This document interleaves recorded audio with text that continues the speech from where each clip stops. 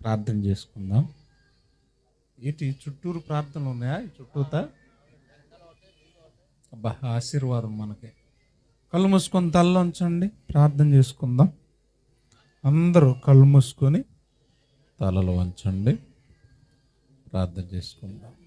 ప్రభువా, ఈ రాత్రి వేళ దేని కుటుంబాన్ని బట్టి జరుగుతున్న సిలువ ధ్యాన కూటాలను బట్టి మీ కృతజ్ఞతలు దేవా. నాతో మాతో మీరు మాట్లాడండి అయ్యా. ఈ కూడిక ద్వారా కుటుంబానికి, కూడి వచ్చిన సంఘానికి ఆత్మీయ దీవెన దయచేయమని యేసు నామములో ఈ ప్రార్థన అడిగి వేడుకుంటున్నాము తండ్రి, ఆమెన్. ఆమెను కూడా చెప్పరేటి గట్టిగా. ఆమెను చెప్పడానికి అలసటగా ఉన్నోళ్ళు ఆమెను చెప్పండి. దేవుని స్తోత్రం. ఒప్పుకున్నారులే.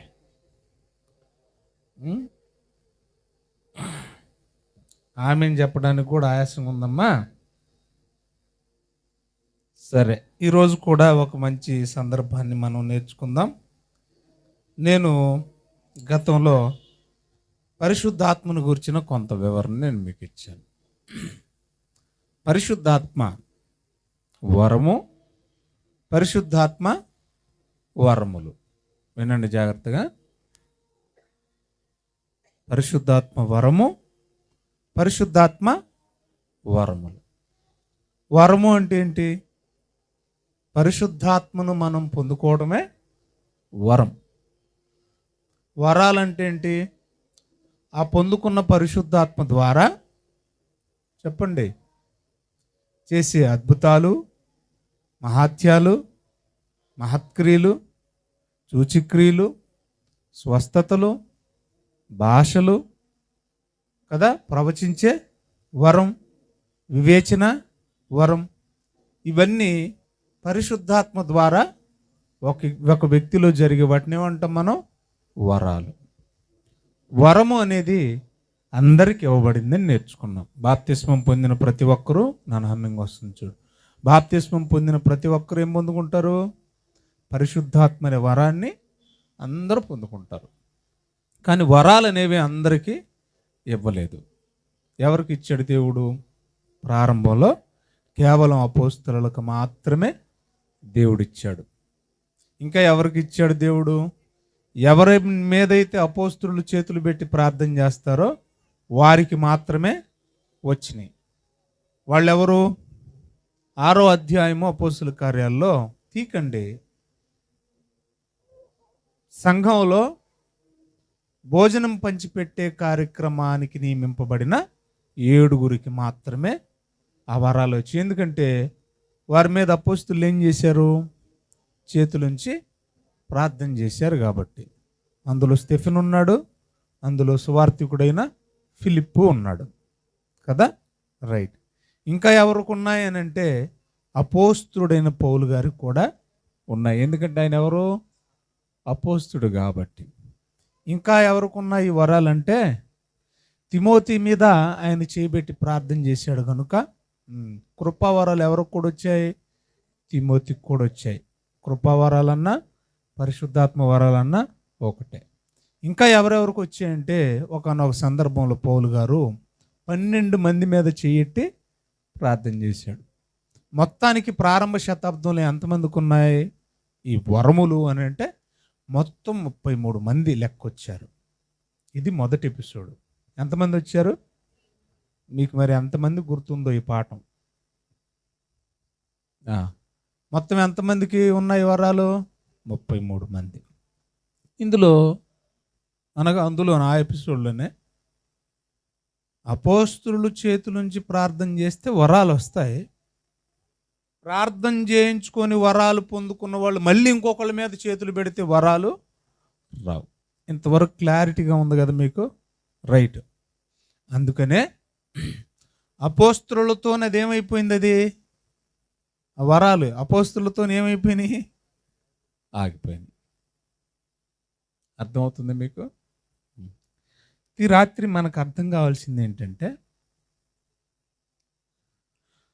దేవుడు ప్రభు హెబ్రీయులకు రాసిన పత్రిక 13వ అధ్యాయం 8వ వచనం ప్రకారంగా నిన్న, నేడు, రేపు ఏకరీతిగా ఉన్నాడు కదా. వినాలి. వీటిని పనికిమాలిన ప్రశ్నలు అనాలో తెలియదు, కొంటి ప్రశ్నలు అనాలో తెలియదు, తెలివి తక్కువ ప్రశ్నలు అనాలో తెలియదు. కానీ ఇవి వినే వాళ్ళకి మాత్రం అబ్బో నిజమే కదా అనిపిస్తుంది. కానీ మీకు మ్యాటర్ తెలిసాక తుస్సుమనిపించేస్తుంది, నిజమే కదా అని.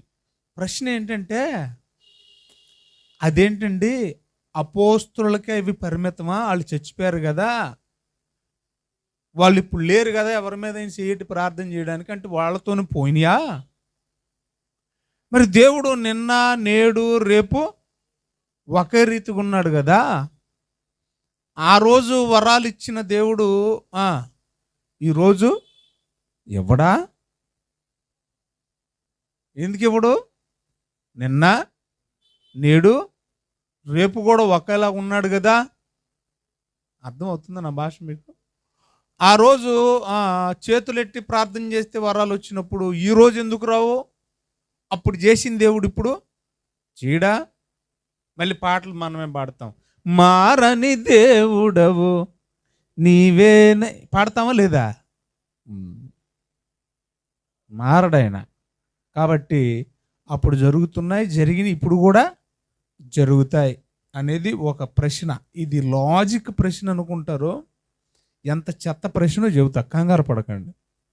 తర్వాత మార్కు సువార్తలో ఒక రెఫరెన్స్ని చూపిస్తారు. ఏమి రెఫరెన్స్? తీయండి అందరు బైబిల్. మార్కు సువార్త అందరు బైబిల్ ఓపెన్ చేద్దాం. జాగ్రత్తగా వాక్యం చూడండి అమ్మా, అయ్యగారిని చూడకండి. అయ్యగారిని చూస్తే నరకానికి పోతారు. వాక్యాన్ని చూడండి. తీసారా? తీస్తే మాట్లాడండి. 16వ అధ్యాయం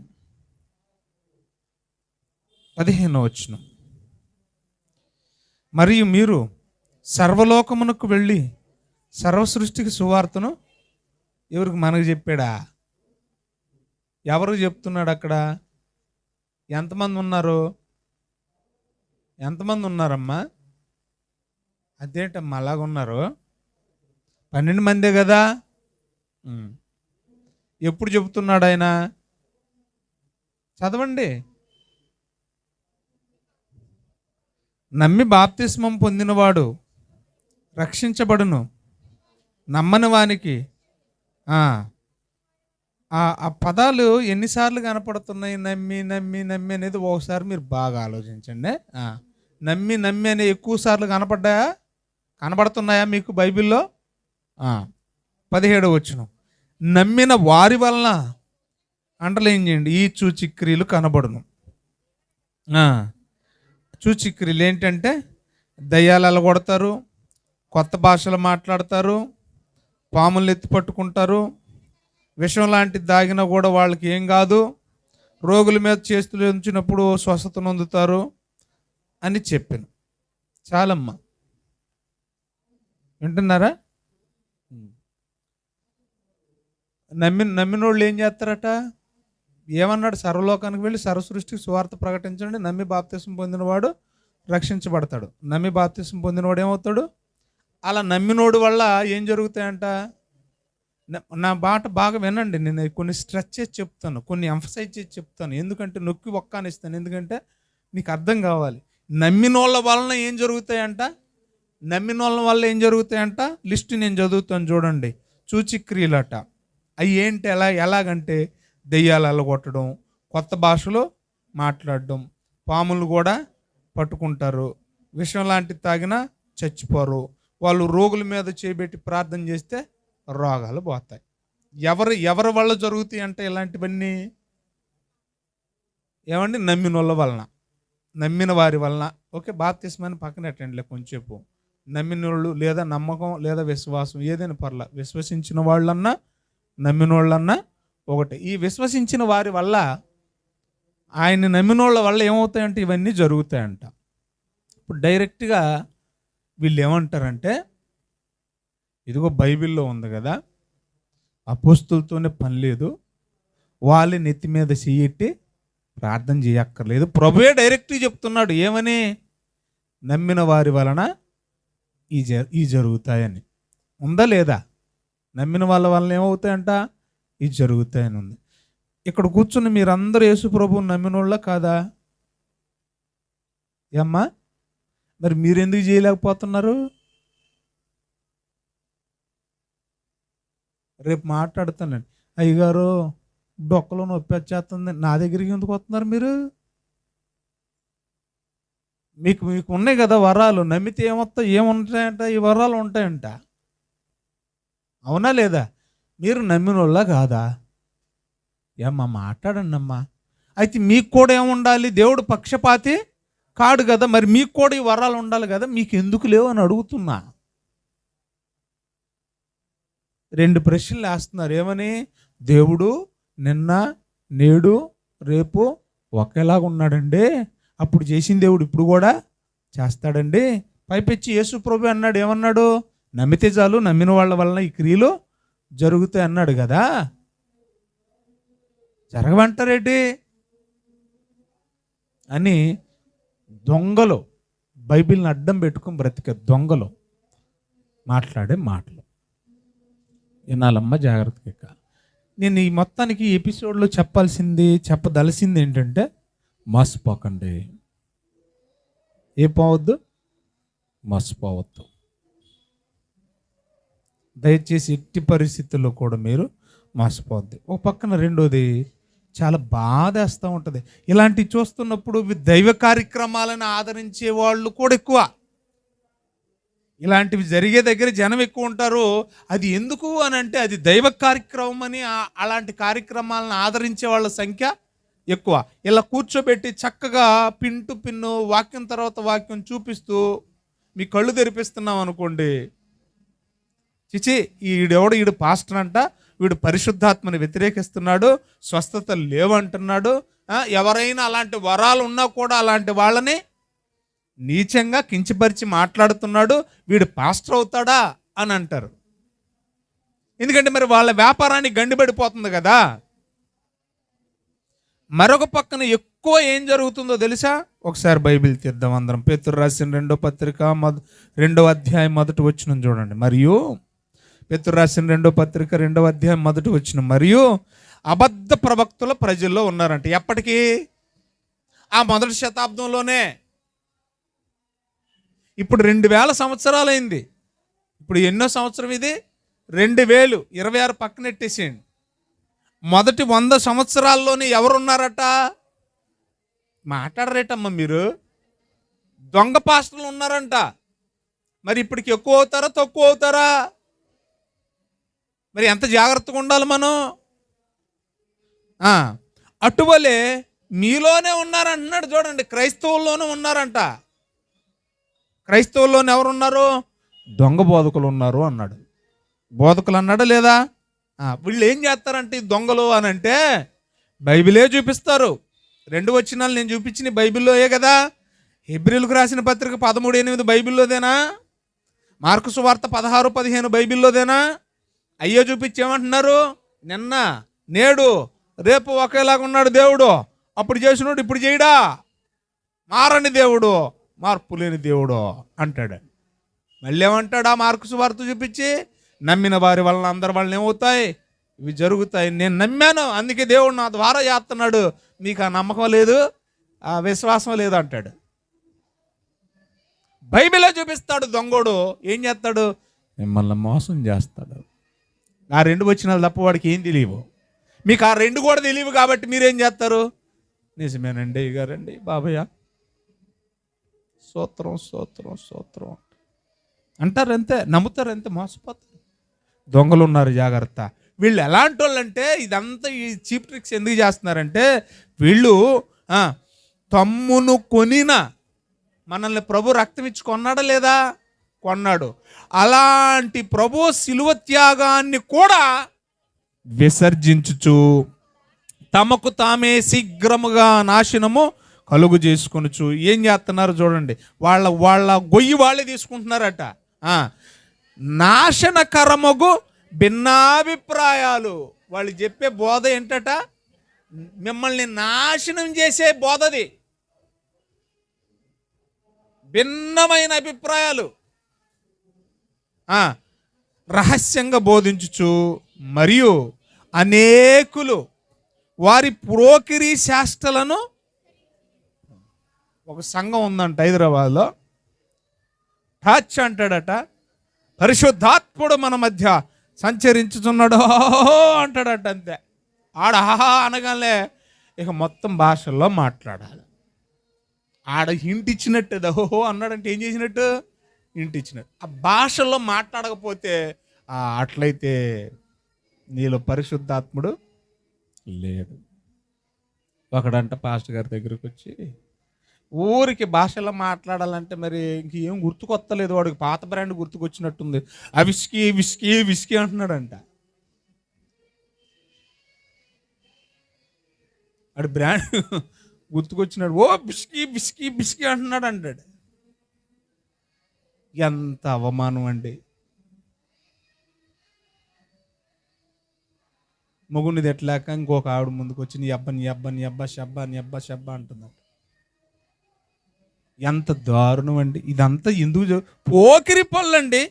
వీరిని బట్టి అండర్లైన్ చేయండి పదం, వీరిని బట్టి, ఈ దొంగలను బట్టి సత్య మార్గము అనగా క్రీస్తు మార్గం ఏమవుతుంది, అందరూ హేళన చేస్తున్నారండి. బాధ ఉండదా ప్రియులరా? ఏమండి, మీ ఆవిడని ఎవరైనా ఎగతాళిగా మాట్లాడితే మీకు బాధ ఉండదా? మీ అమ్మని ఎవడైనా ఎగతాళిగా మాట్లాడితే మీకు బాధ ఉండదా? నా గుండెల్లో బాధ కూడా అదే. ఇంకెంతకాలం ఉంటాం భూమి మీద? చెప్పేది ఏదో నిజం చెప్పేసేస్తే పరలోకం ఉన్న పోతాం. అనుకునేవాడు ఎవడైనా ఏదైనా అనుకుంటాడులేండి. ఏడిశారు అందుకే వచ్చి కూర్చుండ్రా మాట్లాడదాం అంటాను నేను. ఎవడు రాడు, ఎందుకంటే వాక్యం గొప్పది కదా. మన గొప్పతనం ఏముంది, సబ్జెక్ట్ ఎలాగో ఉండదు. కాబట్టి మన బాధ ఏంటంటే సత్య మార్గము ఇలాంటి దొంగల వల్ల ఏమవుతుంది, ఈ క్రీస్తు మార్గం ఏమవుతుంది, ఈ క్రైస్తవ్యం ఏమవుతుంది, దూషింపబడుతుంది, నిందల పాలైపోతుంది, అవమానాల పాలైపోతుంది. ఒక కరుణాకర్ లాంటోడు, ఒక లలిత్గాడు లాంటోడు, ఒక పంది హమారా ప్రసాద్ లాంటోడు, ఒక దాసు పిలకదాసుగాడు లాంటోళ్ళు ఇలాంటి దుర్మార్గులు మాట్లాడుతున్నారంటే కారణం ఏంటి? మనోళ్ళు చేసే చీప్ ట్రిక్స్. పరిశుద్ధాత్మను అడ్డు పెట్టుకొని చేసే పనికిమాలిన పనులకి పోకిరి శాస్త్రకని రాశాడు కదా. సత్య మార్గం ఏమవుతుందంట, దూషించబడుతుంది. అంటే దీని వెనకాల ఎవడున్నాడంటే సాతానుగాడే. ఈ నాటకాలు, ఈ డ్రామాలు పరిశుద్ధాత్మ పేరుతో వేసే వాళ్ళ వెనకాల ఎవరున్నారో తెలుసా? ఒకడున్నాడు, డైరెక్టర్ వాడు. వీడికి మేకప్ వేసి పంపేది వాడే, వీడికి డైలాగులు రాసి పంపించేది కూడా ఎవడో? సాతానుగాడే. కొరింథీయులకు రాసిన 2వ పత్రిక 11వ అధ్యాయం 13వ వచనం. ఏలయనగా 11వ అధ్యాయం 13వ వచనం చూడండి. ఏలయనగా అట్టివారు, వాళ్ళు వాస్తవానికి ఈ రోజుల్లో ఉన్న అపోస్తులు కాదు, వాళ్ళు వరాలిచ్చే అపోస్తులు కాదు వాళ్ళు. మరి ఎలాగొచ్చారయ్యా అని అంటే వెనకాల ఒకడు మేకప్ వేసి పంపించాడు. ఎవడవాడు? వాడే అపవాది. ఇప్పుడున్న దొంగ పోస్త్రులకి క్రీస్తు యొక్క పోస్త్రాలు వేశారు. నేను చెప్పాను కదా, అడు ఒరిజినల్గా చిరంజీవి కాదు, చిరంజీవిలాగా డూపుందించాడు. మరి అప్పుడున్న చిరంజీవి ఇప్పుడు కూడా ఉంటాడు కదండి, ఆయన నిన్న నేడు రేపు ఎకరెత్తుకున్నాడు కదండి అని డూపుని చూసి మోసపోయి అలా చేస్తున్నాడు. ఇంతకీ వేసింది ఎవడరా అంటే ఒకడున్నాడు, ఆరిజిన్ వాళ్ళ బాబు. వాడి కంపెనీయే డ్రామా కంపెనీ వాడిది. వాడు నాటకాల కోరిగాడు. ఈ సేవకులు, దొంగ సేవకులను కూడా నాటకాల కోరిలకు దించేశాడు. అదే రాశాడు చూడండి అక్కడ, ఎంత బాగుంటుందో. అట్టివారు, వాళ్ళు క్రీస్తు యొక్క అపోస్తలుల వేషం ధరించుకున్నారంట. వాళ్ళు ధరించుకున్నారా? ఎవరైనా వీళ్ళకి వేసారా వేషం? వాళ్ళంతటి వాళ్ళు ధరించుకోలేదు. ఎవడో వేషం ఎత్తే ఆ మేకప్ వేయించేసుకున్నారు వీళ్ళు. వాళ్ళు ఎవర్రా అంటే దొంగ పోస్తులు. ఎవర్రా అంటే మోసగాండ్రైన పనివారు. దొంగలంటే వీళ్ళు. రెండోదేమన్నాడు? మోసగాళ్ళు అనేసాడు. అంటే అపోస్తుల వేషంలో ఈ రోజుల్లో జరుగుతున్నాయి ఏంటి? మోసాలు. చెప్పండి అమ్మ బైబిల్లోది. మోసాలు, దొంగ నాటకాలు, అంతే తప్ప ఏం కాదు. ఇదంతా ఎవరు నడిపిస్తున్నారు? ఈ దొంగ నాటకాలు ఎవరు చేస్తున్నారు? ఈ మోసాలు ఎవరు చేస్తున్నారు? ఈ వేషాలు ఎవరు ఏం చేశారని అంటే ద వెర్రీ నెక్స్ట్లో ఉంది చూడండి. మీరు ఇది ఆశ్చర్యపడకండి, దేవుడి కార్యం అనుకోకండి అమ్మా, ఇది దేవుడి కార్యం కాదు బాబయ్య. మీరు ఎవరు ఈ వేషాలకు మూలం ఎవడో అని అంటే సాతాను తానే, వాడే పెద్ద వేషాలకు తండ్రి అన్నాడు చూడండి. ఈ వేషాల మాయగాడు ఎవడంట? సాతాను గాడు. అందుకే నేను అంటాను, జాగ్రత్త. మన ద్వారా దేవుడు మహిమపరచబడాలి తప్ప దూషణ పాలు కాకూడదు. ఇప్పుడు ఈ దొంగల వల్ల సత్యమార్గం ఏమైపోతుంది? దూషించు. నిన్నగాక మొన్న ఒకడు దుర్మార్గుడు ఎవడో వెధవా చచ్చిపోయి 4 రోజులైతే నేను బతికిస్తాను తీసుకురమ్మన్నాడంట. ఎంత వైరల్ అయిపోయింది ఆ న్యూస్. ఆ బెల్లంపల్లి పరిసర ప్రాంతాల్లో నేను బతికిస్తాను అన్నాడంట. తీసుకెళ్ళారు. ఎంత అవమానం అండి అది. పోనీ నువ్వేమన్నా బతికించావా? నిన్న నేడు రేపు ఒకే రీతిగా ఉన్నాడు. నమ్మిన వాళ్ళందరి వలన ఇలాంటివి జరుగుతాయి అన్నప్పుడు మరి నువ్వు చేసి చూపించాలిగా. లేదు. ఇలాంటి మోసాలు జరుగుతున్నాయి కాబట్టి జాగ్రత్త. ఇప్పుడు నేను 2 ఎపిసోడ్లోకి వస్తున్నాను. అసలు మొట్టమొదటిగా 12 మంది శిష్యుల్ని పిలిచినప్పుడే ప్రభు ఏం చేశాడో చూడండి దయచేసి. మత్తయి సువార్త 10వ అధ్యాయం 1వ వచనం. ఇక సబ్జెక్టులోకి వెళదాం. మత్తయి సువార్త 10వ అధ్యాయం 1వ వచనం. అందరూ జాగ్రత్తగా రాసుకోండి తల్లులారా. నా బాధ ఏంటంటే ఏదో మిమ్మల్ని మెప్పించో కదా, లేకపోతే ఇంకోటో చేసో మీ ద్వారా బతికేద్దామని కాదు. నేను నిజం చెప్పాలా. నన్ను మీరు ఏమనుకున్నా పర్లేదు, నన్ను దేవుడు మెచ్చుకోవాలా. అర్థమైందా? దేవుడు శబాష్ అనాలా చాలు. ఎందుకంటే మీరేమి నాకు పరలోకం ఎవరో, నాకు పరలోకం ఇచ్చేది ఎవరు? అక్కడ ఒళ్ళు దగ్గర పెట్టుకొని ఉంటాను నేను. కాబట్టి మీరు కూడా జాగ్రత్తగా వినండి. పిలిచేటప్పుడే యేసుప్రభు 12 మందిని ఏం చేశాడు? 12 మందిని పిలిచాడట. పిలిచాడా? ఉందా వచ్చిన అక్కడ? ఎంతమందిని పిలిచాడు? పిలిచి ఏమన్నాడు? ఆ 12 మందితో అన్నాడా లేకపోతే అందరితో అనేసాడా? ఆ 12 మందితోనే చెప్తున్నాడు ఆయన. ఏమని చెప్తున్నాడు ఆయన? అపవిత్రాత్మలను వెళ్ళగొట్టుటకు, ప్రతి విధమైన రోగములను, ప్రతి విధమైన వ్యాధిని స్వస్థపరచుటకు ఈ పోటుగాడికి ఇచ్చాడా? మొన్న చచ్చిపోయినోడిని 4 రోజుల తర్వాత లేపుతానన్న పోటుగాడికి ఇచ్చాడా? 12 మంది అపోస్తులకి ఇచ్చాడా? ఏ కళ్ళు పోయినాయా? కాకులేమన్నా పొడిచాయా? బైబిల్ ఎంత క్లియర్గా ఉంటుందండి. పిలిచి అధికారం ఎవరికైతే ఇచ్చాడో వాళ్ళకే ఉంటాయి ఆ పవర్స్. ఏమండి మీకు అర్థమవుతుందా? అయ్యా బాణసంచా పేలి ఒక 20 మంది ఎంతో కాలం చేశారు. ఉప్పాల్లో ఉన్న ఓ పాస్టర్ గారు నువ్వురా వాళ్ళని సస్పెండ్ చేసి లేకపోతే తీసుకెళ్ళి బొక్కలేసి అని నాకు ఇస్తాడు అధికారం. నాకు ఇస్తాడు చంద్రబాబు నాయుడు గారు. ఎవరికి ఇస్తారు? దానికి ఎవరికైతే అర్హతలు ఉంటాయో వాళ్ళకే ఇస్తారు. అర్థమవుతుంది మీకు? ఎవరు పడితే వాళ్ళకి అధికారం ఎవరు. ఇక్కడ అధికారం ఎవరికి ఇచ్చాడు ప్రభువు? 12 మంది అపోస్తులకి ఇచ్చాడు. ఇచ్చాడా లేదా? మాట్లాడండి. ఇచ్చాడు. కిందకు వద్దాం. మరి నమ్మిన వారి వలన అని ఉంది కదండి. 2 కూడా మీకు అక్కడే సువార్తలోనే కనపడుతున్నాయి. మత్తయి సువార్త 10వ అధ్యాయం 1వ వచనంలోనేమో కేవలం ఆ 12 మందికే ఏమేమి ఇచ్చాడు? అపవిత్రాత్మలను వెళ్ళగొట్టడం, ప్రతి విధమైన రోగం నుండి, ప్రతి విధమైన వ్యాధి నుండి స్వస్థపరచడం. ఇంకెన్ని వరాలన్నీ కూడా ఎవరికి ఇచ్చినట్టు కనపడుతుంది? 12 మందికి. మరి వెంటనే మార్కు సువార్త ఎండింగ్కి వచ్చేసరికి ఏమని ఉంది? నమ్మిన ప్రతివాని వలన ఇవి జరుగుతాయి అన్నాడు. అర్థమవుతుంది మీకు? అంటే అక్కడ నమ్మిన ప్రతివాడంటే మరి మనమందరం నమ్మాం కదా. అర్థమవుతుందా నా భాష? మనమందరం నమ్మిన ప్రతివాని వల్ల జరిగే పని అయితే మరి మనం ఎందుకు ఒకరి దగ్గరికి వెళ్ళి ప్రార్థన చేయించుకోవాలి? మన వల్ల ఎందుకు జరగట్లేదు? కొన్ని వచనాలు నేను చూపిస్తాను చూడండి, రాసుకోండి, చదవకండి, రాసుకోండి. అపోస్తుల కార్యాలు 2వ అధ్యాయం 41వ వచనం. పేతురు గారు పెంతెకోస్తు పండుగ దినాన ప్రసంగం చేసినప్పుడు, బాగా వినండి చెవులెట్టి. పేతురు గారు పెంతెకోస్తు దినాన ప్రసంగం చేసినప్పుడు ఎంతమంది రక్షించబడ్డారు? 3000 మంది. వాళ్ళు నమ్మినోళ్ళ కాదా? నమ్మకుండా బాప్తిసం తీసుకున్నారా? నమ్మినోళ్ళు కాదా? విశ్వాసులు కాదా? మరి వాళ్ళు ఎక్కడైనా కూడా అద్భుతాలు, మహత్కార్యాలు, సూచక్రియలు, స్వస్థతలు, దయ్యాలు ఎల్లగొట్టడాలు ఇలాంటివి ఏమైనా ఎక్కడైనా చేశారా? ఆ 3,000 మంది మాట్లాడరేటమ్మా. చేసినట్టు ఎక్కడైనా రెఫరెన్స్ ఉందా? వాళ్ళకి ఎందుకు లేదంటారు ఆ శక్తి? మరి నమ్మినోళ్ళ వల్ల మార్కు సువార్త 16-15 ప్రకారంగా నమ్మినోళ్ళ వల్ల జరగాలిగా. మరి ఈ 3,000 మంది ఎందుకు చేయలేదు? ఈ 3,000 మంది నమ్మలేదా? నమ్మకుండానే సంఘం ఏర్పడిందా?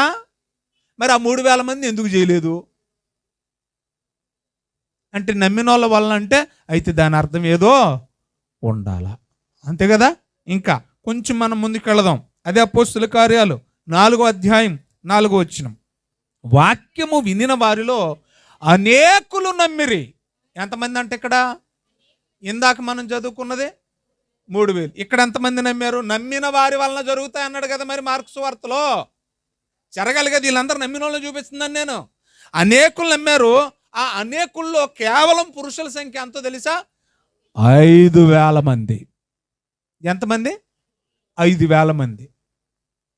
మరి ఈ 5,000 మంది నమ్మినోళ్ళు ఉంటే ఈ 5,000 మందిలో ఒక్కడైనా ఎవడైనా అద్భుతాలు, మహత్కార్యాలు, సూచక్రియలు, భాషలు ఇలాంటివి ఏవైనా చేశారా? లేదు.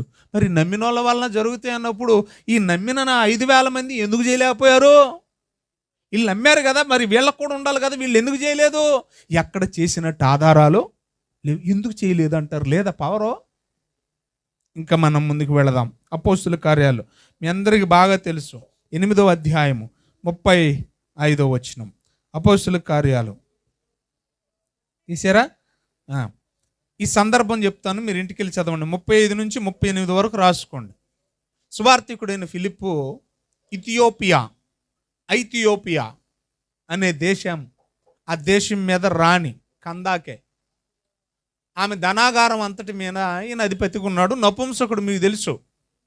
ఈయన ప్రతి శనివారం యెరూషలేము దేవాలయానికి వచ్చి రథం మీద ఆరాధన చూసుకుని వెళ్ళేవాడు.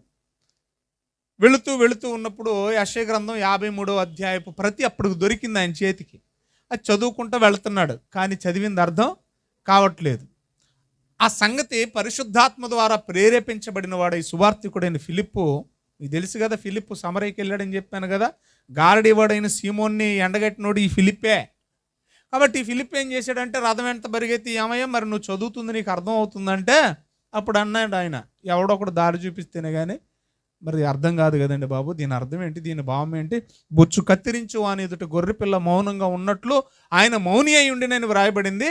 రాస్తుంది యెషయా గారు కదా, రాసే యెషయా గారు తన గురించి రాసుకున్నాడా లేకపోతే మరొకడు ఎవరి గురించి అయినా ప్రవచిస్తున్నాడని చెప్తే అప్పుడు యేసు ప్రభువును గురించి, ఆ గొర్రెపిల్ల యేసు ప్రభు అనయ్యా, మనం భరించవలసిన శిక్ష ఆయన భరించాడు, దెబ్బలు తింటా కూడా మన కోసం మౌనం వహించాడు, పంటి బిగును మన కోసం చచ్చిపోయాడు అని సువార్త చెప్పాడంట. చెబితే ఆ రథం మీద ఉండగానే ఏం చేశాడంట? ఆయన నమ్మేశాడు. రథం మీద ఉండగానే ఏం చేశాడు? నమ్మి తడవ చేయకుండా వెంటనే ప్రశ్నించాడు. ఏమన్నా తెలుసా? ఇవిగో నీళ్ళు, బాప్తిస్మం ఇవ్వడానికి ఏమైనా ఆటంకమా అని అంటే, తీసుకునేవాడికి నీకు లేనప్పుడు ఇచ్చే నాకేముంటుంది రాబాయ్, దిగు అన్నాడు, బాప్తిస్మం ఇచ్చాడు. ఇప్పుడు ఈ నపుంసకుడు నమ్మాడా లేదా? నమ్మాడు కాబట్టి బాప్తిస్మం తీసుకున్నాడు. మరి నమ్మిన ఆయన వల్ల కూడా జరగాలిగా. మార్కు సువార్త 16-15 నుంచి చదివిన ఆ ప్రకారం నమ్మిన వారి వలన ఏమవుతాయన్నారు? ఎన్ని జరుగుతాయంటే మరి ఈ నపుంసకుడు నమ్మాడా లేదా మాట్లాడాలి మీరు. మరి ఆయన వల్ల ఎక్కడైనా ఏదైనా జరిగినట్టు ఉందా? బైబిల్లో జరిగిందా? లేదు. ఇంకా చూడండి, కొంచెం మనం ముందుకు వెళదాం. 10వ అధ్యాయం 1వ వచనం. ఇక్కడ ఇటలీ పటాలం అనబడిన పటాలంలో శతాధిపతి అయిన కొర్నేలి అనే ఒక భక్తిపరుడు ఉన్నాడు. నమ్మకుండానే భక్తిపరుడు అయిపోతాడా కొర్నేలి? ఏమ్మా, భక్తిపరుడు అని ధర్మకార్యాలు చేసేవాడని దేవుడు గొప్పగా ఆయన ప్రార్థన నేను విన్నాను అన్నాడంటే ఆయన విశ్వసించకుండానే నమ్మకుండానే గొప్పడైపోతాడా? కొర్నేలు గురించి కథలుగా మనం వినుంటాం. విన్నామా లేదా? రైట్. మరి ఆయన నమ్మినోడే కదా? నమ్మినోడే. ఆయన వల్ల ఏదైనా ఒక నమ్మిన వాని వల్ల నీవు జరుగుతాయి అన్నాడు కదా. ఆ లిస్టులో ఉన్న ఏదైనా కొర్నేలు ఎక్కడైనా చేసినట్టు బైబిల్లో ఉందా? ఎక్కడ చేసినట్టు బైబిల్లో లేదు. ఎందుకు లేదంటారా? ఆయనకి పవర్ లేదంటారు ఏంటంటారు? నమ్మితే చేసేస్తారు కదా. మరి ఎండు చేప గట్టిగా వచ్చేస్తుంది. పప్పు వండుకొని ఉంటారు. సరే, ప్రసంగం అంతా మధ్యలోనే అయిపోయేలాగా ఉంది. ఎక్కడున్నాం మనం? మరి ఆయన నమ్మాడు కదా, ఆయన ఎందుకు చేయలేదంటారు? ఇంకొంచెం ముందుకు వెళ్దాం. 16వ అధ్యాయం. అమ్మ నువ్వు గాలి చూస్తున్నావు ఇటు లోపల. 16వ అధ్యాయం 31 వచ్చిన చూడండి. 16:31. అమ్మ బాగా వినండిరా. అందుకు వారు, ఎవరు వీళ్ళు? పౌలు శీలలు. సందర్భం ఏంటి? చెరసాల్లో వేయించేశారు కదా, అందరు తప్పించుకు పారిపోయారు రాత్రికి రాత్రి. కానీ వీళ్ళున్నారు. పౌలు శీల ఇంకా జనం ఉండయ్యా, ఎవడు పారిపోలేదురా, కంగారు పడకు, నీవేమి హాని చేసుకోవద్దు అని చెప్పినప్పుడు ఆ రాత్రికి రాత్రి మారు మనసు పొంది, ఇప్పుడు మేము రక్షణ పొందాలంటే ఏం చేయాలని ప్రశ్న అడిగితే ఆ చెరసాల నాయకుడు అప్పుడు చెప్తున్నారు పౌలు శీలలు ఏమని? అయ్యా, ప్రభు అయిన యేసునందు నమ్మకం ఉంచు, విశ్వాసం ఉంచు, అప్పుడు నీవును నీ ఇంటి వారును. ఇప్పుడు ఈ నాయకుడు నమ్మినోడా కాదా? నమ్మినోడేనా? మరి ఈ నాయకుడు ఎక్కడైనా ఏమైనా అద్భుతాలు, మహత్కార్యాలు, సూచిక్రియలు, స్వస్థతలు, దెయ్యాలు ఎలగొట్టడాలు, భాషలు మాట్లాడాలు ఇవి చేశాడా? మరి నమ్మినోడు కదా, నమ్మినోడు వల్ల జరగాలి కదండి, లేదంటారేటండి? నా బాధ మీకు అర్థమవుతుందా? నమ్మిన వాళ్ళ వల్ల ఏమవ్వాలి? ఇలాంటివన్నీ జరగాలి. పాములు ఎత్తి పట్టుకోవాలి, విషం తాగిన ఏమీ కాకూడదు. మరి వీడు ఎందుకు చేయలేదంటారు ఈ మహానుభావుడు? అపోస్తుల కార్యాలు ఈ సెక్టర్లో చివరి వచనం 21వ అధ్యాయం 20వ వచనం. 21వ అధ్యాయం 20వ వచనం. అపోస్తులు పౌలుతో మాట్లాడుతున్నారు. ఇక్కడ ఎవరెవరితో మాట్లాడుతున్నారో తెలుసా? పౌలు గారు సేవ చేసి చేసి చేసి తిరిగి మళ్ళీ ఎక్కడికి వచ్చాడు? యెరూషలేము వచ్చాడు. యెరూషలేములో ఎవరు ఉన్నారు? అపోస్తులైన 12 మంది ఉన్నారు. ఈ అపోస్తులు పౌలు గారు చేసిన సేవ అంతా వింటున్నారే కానీ డైరెక్ట్ చూడలేదు. ఇప్పుడు మొత్తానికి పౌలు గారు సేవ సేవ సేవ చేసి తిరిగి ఎక్కడికి వచ్చాడు? యెరూషలేములో అపోస్తుల దగ్గరకు వస్తే అపోస్తులు పౌలుతో మాట్లాడుతున్నారు. ఇప్పుడు అయ్యా, మేము విని దేవుని మహింపరిచాం, ఇప్పుడు చూసాం, పర్ఫెక్ట్గా ముఖ చూసాం. సహోదరుడా, యూదులలో పాయింట్ నోట్ ఇచ్చేయాలి ఇక్కడ మీరు. అప్పటికే 12 మంది ఉన్న కాలంలోనే, 12 మంది అపోస్తులు ఉన్న టైంలోనే, మళ్ళీ మాట్లాడితే 13 మంది ఉన్న టైంలోనే. ఎందుకంటే వాళ్ళతో పాటు ఇప్పుడు ఎవరు కలిశాడు? పౌలు కూడా కలిశాడు. 13 మంది ఉన్న కాలంలోనే ఎంతమంది ఉన్నారో నమ్మిన వాళ్ళు చూడండి దయచేసి.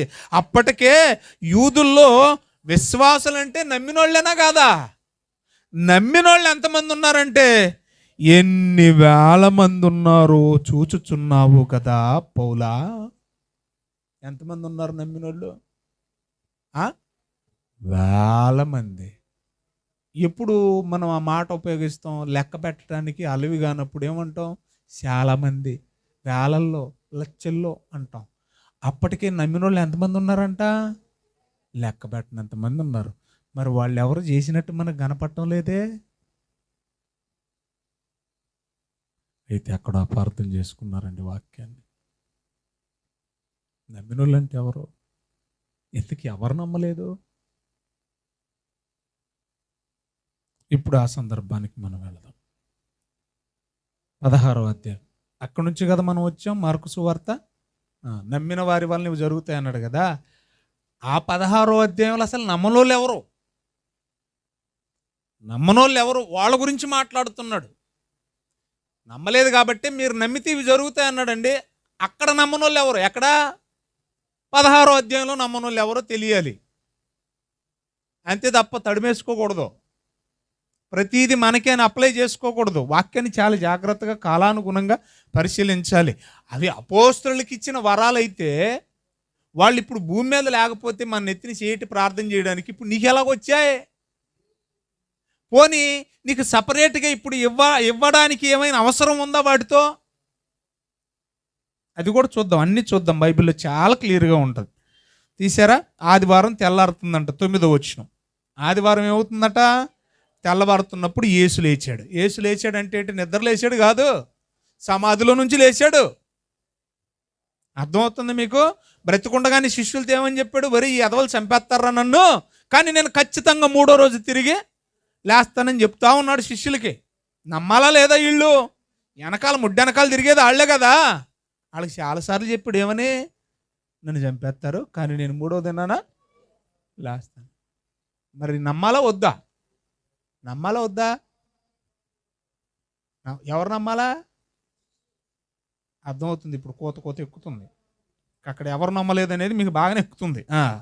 తెల్లవారినప్పుడు ఆయన తిరిగి లేచాడు. అప్పుడు ఆయన 7 దయ్యములను వెళ్ళగొట్టిన మగ్దలేనే మరియకు మొట్టమొదటిగా కనబడ్డాడు. మొదటిగా ఒక స్త్రీ కనిపించాడు లేచిన తర్వాత, పునరుద్ధానుడే లేచిన తర్వాత. ఆ స్త్రీ ఎవరో కాదు, మగ్దలేనా మరి. మగ్దలేనా అనేది మొన్న సండేనే మాట్లాడుకున్నాం. ఏంటి మగ్దల అనేది? ఊరి పేరు. ఆ మరియమ్మ గారికి కనబడ్డాడు. ఎందుకంటే యేసు తల్లి పేరు కూడా ఏంటి మరి? ఆవిడ కాదు, ఆవిడ ఈవిడ కాదు. రండి 10వ వచనం. ఆయనతో ఉండిన వారు అంటే ఎవరు ఉండినోళ్ళు? అలాగా లైన్కి వచ్చేలా ఏడ్చేస్తున్నారట. ఏడుస్తూ ఆమె వెళ్ళి ఆ సంగతి వారికి తెలియ, అంటే ఈవిడ వెళ్ళేసరికి చూసింది యేసుప్రభులు ఆవడం చూసింది ఎవరు? ఈ మగ్దలేన మరియ. ఈమె ఆ విషయం చెప్పడానికి శిష్యుల దగ్గరికి వెళితే ఈవిడ వెళ్ళేలోపు వీళ్ళు ఏం చేస్తున్నారట? ఏడుపుతా ఉన్నారట. అర్థమైంది మీకు? ఏడుస్తూ ఉంటే ఆవిడేం చేసిందో చూడండి దయచేసి. అయ్యా మీరు ఆడకండ్రా, మీరు ఆడకండి, ఆయన తిరిగి లేచాడు, ఆయన బ్రతికే ఉన్నాడు, నాకు కనబడ్డాడు అని చెబితే వారు విని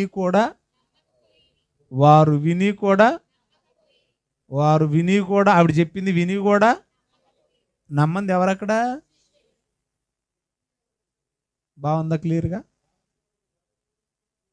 ఉందా బైబిల్? నమ్మంది ఎవరెక్కడ? ఇంకా అంతటి తాగదు అవ్వదు కదా, బైబిల్ కదా అది. 12వ వచనం. అది ఒక సందర్భం.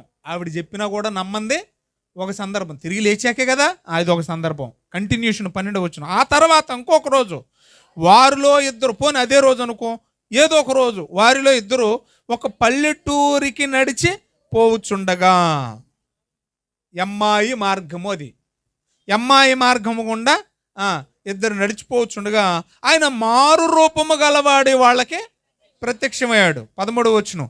వారు వెళ్ళి తక్కిన వారికి ఆయన్ని మేము చూసామరా బాబు, ఆయన్ని మేము చూసామరా అని ఇద్దరు చెప్తూ ఉంటే, కానీ ఈ ఇద్దరు వెళ్ళి ఎవరికి చెప్పారు? చెప్తే వాళ్ళు ఏం చేశారట? నమ్మేశారా? వారు వీరి మాటనైనను. ఇప్పుడు ఎవరు చెప్తే నమ్మలేదు? ఫస్ట్ మగ్దలేనే మరి. తర్వాత ఎవరు చెప్పినా నమ్ముతలేదు.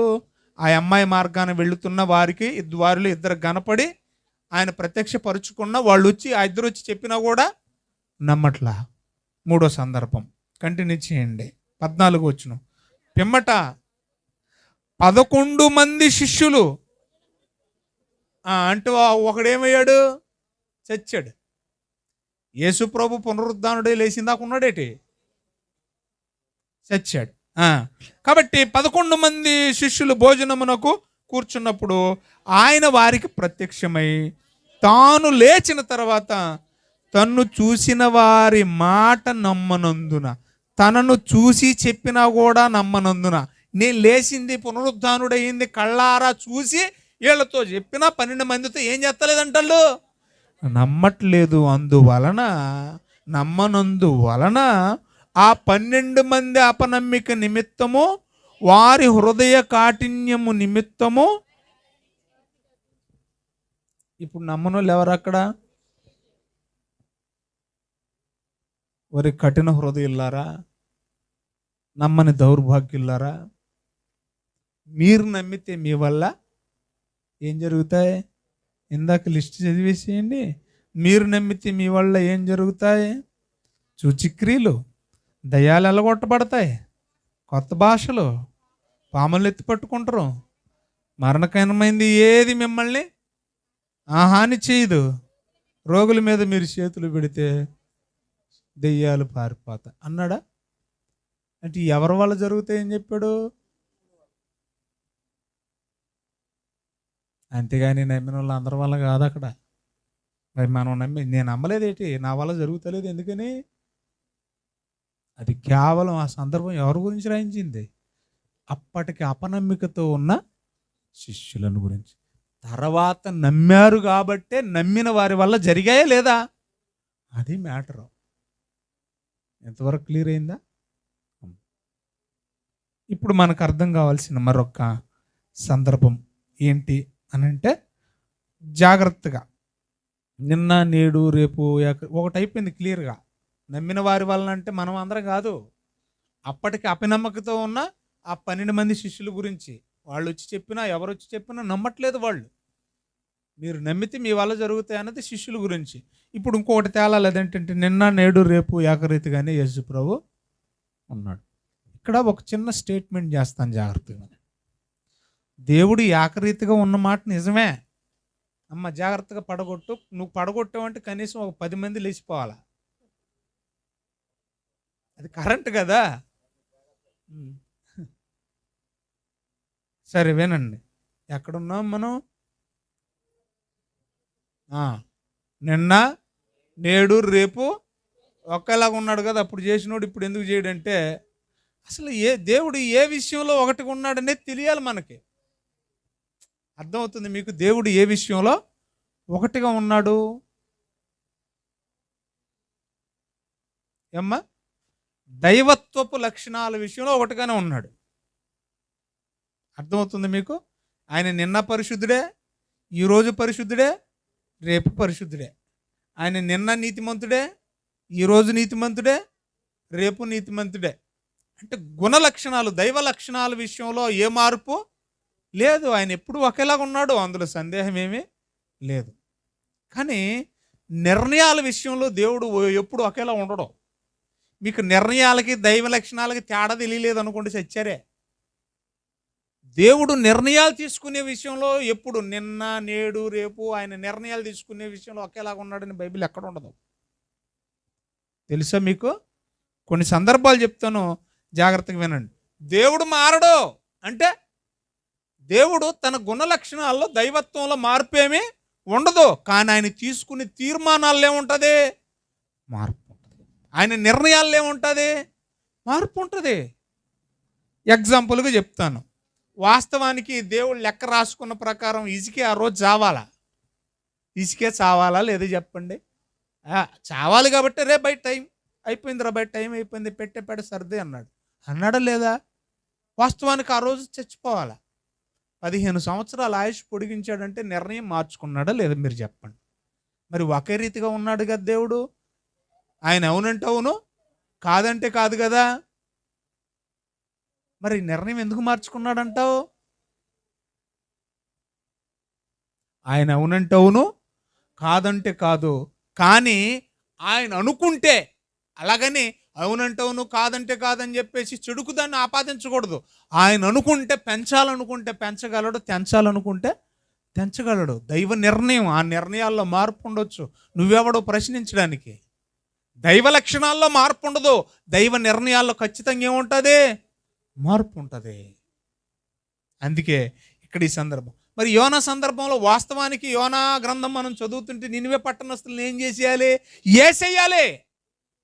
ఏసేయాలనే కదా ఆయన ఉద్దేశం. మరి నిర్ణయం మార్చుకున్నాడా లేదా చెప్పండి అమ్మా? వారు పశ్చాత్తాపడి ఏం చేశారట? నెత్తి మీద ధూళి పోసుకొని ఉపవాసం ఉండి ప్రార్థన చేశాడు గనుక చంపాలనుకున్న దేవుడు తన నిర్ణయాన్ని దేవుడే మార్చుకున్నాడు. నిర్ణయాలు మార్చుకుంటున్నాడా లేదా? మరి మారుతున్నప్పుడు ఏకరీతిగా ఉన్నాడు. ఇందులో ఏకరీతిగా ఉన్నాడు రా నాయన? దైవత్వంలోనా, తీర్మానాల్లోనా, నిర్ణయాల్లోనా ఇందులో ఒకటే రీతిగా ఉన్నాడు. ఆలోచించాలి కదా. ఇంకా కొన్ని సందర్భాలు చూడండి. పాత నిబంధన పంటికి పన్ను, కంటికి కన్ను. కొత్త నిబంధనకు వచ్చేసరికి నిర్ణయం మారిందా లేదా? కుడి చెంప మీద కొడితే ఎడమ చెంపను కూడా దోమను కొట్టేసానులే, కొట్టమన్నాడా లేదా? మరి మారిందే. పంటికి పన్ను పాత నిబంధనలు ఏం చేయాలి? చంపితే చంపబడాలి వాడు చంపినోడు. అర్థమవుతుందా? రైట్. మరి కొత్త నిబంధనకు వచ్చేసరికి నిర్ణయం మారిందా? చంపేయమన్నాడా? కుడి చెంప మీద కొడితే ఎడమ చెంప మీద కొట్టుకోమన్నాడా? మేము మారింది కదా. ఇంకా చూడండి దయచేసి, పాత నిబంధనలో సున్నతి, ఇప్పుడు ఉందా సున్నతి? మారలేదా నిర్ణయం? పాత నిబంధనలో బలులు, ఇప్పుడు ఉన్నాయి బలులు? లేవు. అంటే నిర్ణయం మారలేదా? పాత నిబంధనలో ధూపం, మరి ఇప్పుడు ధూపాలు వేస్తున్నామా? మనం నైవేద్యాలు వేస్తున్నామా? అంటే ఇప్పుడు అవసరం లేదు. దేవుడు తన నిర్ణయాలు మార్చుకుంటాడు ప్రియులారా. దైవ లక్షణాల్లో మార్పు ఉండదు. దైవ లక్షణాల్లో దేవుడు నిన్న, నేడు, రేపు, ఎల్లుండి కూడా ఒకేలా ఉంటాడు. కానీ దేవుడి నిర్ణయాలలో ఖచ్చితంగా ఏముంటుంది? మార్పు ఉంటుంది. ఆ మార్పుల్లోనే ఒక మార్పు. మొదటి శతాబ్దంలో వరాలు ఇచ్చాడు, ఇప్పుడు అక్కర్లేదు అనుకున్నాడు, ఆపేశాడు. ఇంకా అంతకంటే ఏం చెప్పను నేను. మొదటి శతాబ్దంలో అవసరం అనుకున్నాడు, ఆ 12 మందికి ఇచ్చాడు. ఆ 12 మంది ద్వారా కొంతమందికి ఇచ్చాడు, మొత్తం 33 మంది సకబెట్టేశాడు. ఇప్పుడు అక్కర్లేదు అనుకున్నాడు. అర్థమైందండి మీకు? జబ్బు వచ్చిందండి, రోగం. నాకు జబ్బు వచ్చిందండి. బొడ్డుకి కుడి పక్కనో ఎడం పక్కనో కిందనో పైన రోజు మార్చి రోజు వేసుకోరా బాబు అని ఒక 7 ఇచ్చారు, ఒక 2 వారాల పాటు. ఇప్పుడు నాకు ఆ ఇంజక్షన్లు వేసిన తర్వాత ఆ విటమిన్ క్వాంటిటీ పెరిగింది. అయినా కూడా నువ్వు వేసుకోవాలి రోజు అంటాడా? అది అవసరం కాబట్టి ఆ 2 వారాలు వేసుకోమన్నాడు. అది పోయింది కాబట్టి ఇప్పుడు అవసరం లేదు. మొత్తానికి ఏది సెటిల్ అవ్వడానికి ఇంజక్షన్లు ఇచ్చారు? జబ్బు సెటిల్ అవ్వడానికి. అంతే కదండి. ఏది సెట్ అవ్వాలో చెప్పండి? జబ్బు సెట్ అవ్వాలి. అలాగే కొత్త నిబంధన ప్రారంభంలో ఒక జబ్బు ఉంది, ఆ జబ్బు సెట్ అవ్వడానికి. అర్థమవుతుంది మీకు? కొత్త నిబంధన ప్రారంభంలో ఏం జబ్బు ఉంది? ఒక జబ్బు ఏదో ఉంది. ఆ సమాజానికి ఉన్న జబ్బు సెట్ అయ్యేంత వరకు ఏం చేయాలి? ఇంజెక్షన్ లాంటి వరాలు ఇవ్వాలి. ఆ జబ్బు ఏంటో ఒకసారి మీరు జాగ్రత్తగా ఆలోచించండి. సంఘ ప్రారంభంలో మొట్టమొదటిగా దేవుడు ఏమనుకున్నాడంటే ప్రపంచమంతటా సువార్త వ్యాపించాలి. మెయిన్ టార్గెట్ ఏంటి చెప్పండి? దేవుని లక్షణం ఏంటి? లోకమందంతటా సువార్త ప్రకటించబడాలి. మరి లోకమందంతటా సువార్త ప్రకటించబడాలంటే బాగా వినాలి. నాకు B12 విటమిన్ ఉన్న ఇంజెక్షన్ ఎందుకు ఇచ్చారంటే నాలో B12 విటమిన్ లోపించింది కాబట్టి. అర్థం చేసుకోవాలి మీరు. మరి అప్పుడు భాషల్లో మాట్లాడే వరం ఎందుకు ఇచ్చారంటే ఎందుకు ఇచ్చారు? అప్పటికి భాషలు అయితే ఉన్నాయి కానీ చెప్పండి, లిపి లేదు. ఏమి లేదు? లిపి అంటే ఏంటి? అర్థం ఏంటి? అక్షరం. భాష ఉంది, తెలుగు భాష ఉంది, కానీ అమ్మ అంటాం కానీ ఆ అంటే తెలియదు మనకి. అమ్మ అంటే తెలుసు మనకి, కానీ ఆ అనే అక్షరం మనకి తెలియదు. అంటే భాష ఉంది, ఏమి లేదు? లిపి లేదు. లిపి లేనప్పుడు ఏముండదు? బావది కిందది. లిపి లేనప్పుడు ఏముండదు చెప్పండి? లిపి లేనప్పుడు ఏముండదు? బైబిల్ ఉండదు, అంతే కదా. ఇందులో ఏముంది? లిపి. లిపి అంటే ఏమన్నాను నేను? అక్షరాలు. లిపి లేనప్పుడు ఏముండదు? దేవుడి గురించి ఎలా తెలుస్తుంది? భాష లేనప్పుడు లిపి ఉండదు, లిపి లేనప్పుడు చదువు ఉండదు, చదువు లేనప్పుడు మనకి ఎలా తెలుస్తుంది? అందుకని ఏం చేయాలి? అప్పట్లో ప్రారంభంలో వినుట వలన విశ్వాసం కాదు, కళ్ళ ముందు ఏదన్నా జరిగితే చూసుట వలన విశ్వాసం ఉంచాలి అనుకున్నాడు. ఎందుకు ఇచ్చాడు అర్థమవుతుందా మీకు? కాబట్టి దేవుడు ఏం చేశాడంటే అందరినీ పెంతుకోస్తు పండుగ దినాన్ని ఆచరించడానికి అందరిని యెరూషలేములో సేకరించాడు. యెరూషలేముకి వచ్చారు. 2వ అధ్యాయం ఇంటికి వెళ్ళి మీరు చదువుకోండి. ఊరు దాటి వెళ్ళని అపోస్తులు ఏం చేశారు? భాషల్లో మాట్లాడారు. ఊరు దాటి వెళ్ళని వాళ్ళు ఏం చేశారు? ఎందుకు భాషల్లో మాట్లాడాల్సిన పరిస్థితి ఏర్పడింది? ఎందుకు ఆ వరం ఇచ్చాడు ఆ దేవుడు ఆ రోజు? నేను మొదట చెప్పే లిపి లేదు. రెండోది, అప్పటికే ఎన్ని దేశాల నుంచి వచ్చారో చూడండి దయచేసి. ఎన్ని దేశాల నుంచి వచ్చారో, ఎన్ని భాషలు మాట్లాడాల్సిన పరిస్థితి ఏర్పడిందో 2వ అధ్యాయం అందరు తీయండి దయచేసి. 2వ అధ్యాయము 5వ వచనం, అపోస్తుల కార్యాలు. ఆ కాలమున ఆకాశము క్రింద నుండి ప్రతి జనం అన్నాడు. ఏమన్నాడు? ప్రతి జనం అన్నాడు. ప్రతి జనంలో కూడా కొన్ని అంటే కొన్ని దేశాలు, కొన్ని ప్రాంతాలు కూడా రాయించలేదని అర్థం చేసుకోవాలి ఇంకా మీరు. సో కొన్ని అయితే రాయించాడు. ఏమని రాయించాడు చూడండి. ప్రతి జనం అన్నాడండి. ప్రతి జనములో అంటే ప్రతి దేశంలో ఉండే వాళ్ళందరినీ కూడా యెరూషలేము పెంతుకోస్తు పండుగ దినానికి సమకూర్చాడట. కూర్చాడంట చూడండి. ఈ శబ్దం కలుగ జనులు గుంపులుగా కూడొచ్చారు. ప్రతి మనుషుడు తన తన స్వభాషతో వాళ్ళు మాట్లాడుతున్నారంట. ఎవరు మాట్లాడుతున్నారు? 12 మంది అపోస్తలులు. వీళ్ళు అనుకుంటున్నారు అన్నమాట, వచ్చిన వాళ్ళు ఏమని, వీళ్ళేంటి మా భాషతో వీళ్ళు మాట్లాడుతున్నారు. ఇప్పుడు తమిళోడు వచ్చాడు ఇక్కడికి, ఆ పండగకి ఇక్కడ కూర్చున్నాడు. నేనేమో ఈ ఊరు దాటి, ఆ ఊర చెరువు దాటి, లేకపోతే ఈ సముద్రం చేపలు పట్టుకోవడం దాటి నేను ఏ ఊరు వెళ్ళా, నాకే భాష రాదు. కానీ తమిళోడు నువ్వు వచ్చి ఇక్కడ కూర్చుంటే నేను వాక్యం మాట్లాడుతుంటే నీకు అర్థమైపోతుంది. అదేంట్రా, ఇన్నాళ్ళ నుంచి మేము అక్కడ ఉన్నాం, నాకే తమిళ సరిగ్గా రాదు, ఈయనేంటి ఈ ఊరు దాటి ఉప్పాడు దాటి రాలేదు, ఇంత అనర్గళంగా మాట్లాడుతున్నాడని. నాకెలాగొచ్చింది? నీకు అర్థం కావాలంటే దేవుడు నాతో మాట్లాడించు. నాతో ఎందుకు మాట్లాడించాలా? భాషల వరం అప్పుడెందుకు అని అంటే, నేను ఇప్పుడు తమిళనాడు వెళ్ళి భాష నేర్చుకొని ఇప్పటిలాగా 30 రోజుల ఏదో ఉంటుంది కదా పుస్తకం, 30 డేస్లో లాంగ్వేజ్, అది నేర్చుకొని కక్క మొక్క ఏదో చిన్న నోటుకు వచ్చింది కాకర బేకర అని ఏదో 4 మొక్కలు మాట్లాడితే అవుద్ది, నీకు ఎక్కుద్దా? ఎక్కదో. మరి ఏం చేయాలి? ఆ వరం దేవుడు అప్పుడు ఇవ్వాలి, అది అవసరం. అలాగా ఏం చేశారు చూడండి, అందరూ ఆశ్చర్యపడ్డారంట. వీళ్ళేంటి 8వ వచనంలో ప్రతివాడు తాను పుట్టిన దేశ భాషతో వీళ్ళు మాట్లాడుతున్నారేంటి అని ఆశ్చర్యపోయారట. ఎన్ని దేశాల నుంచి వచ్చారు? పార్తీలు, మాదీయులు. దేశాల పేర్లు చెప్తున్నాను చూడండి. పార్తీయుల దేశం, మాదీయుల దేశం, ఏలామీ దేశం, మెసొపొతేమియా దేశం, యోదయ దేశం, కప్పదోకే దేశం, పొంతు దేశం, ఆసియా దేశం, పురుగియ దేశం, పంపులియా దేశం, ఐగుప్తు, ఇంకేమన్నాడు చూడండి, కొరియా దగ్గర ఉన్న లిబియా ఇప్పటికీ లిబియానే.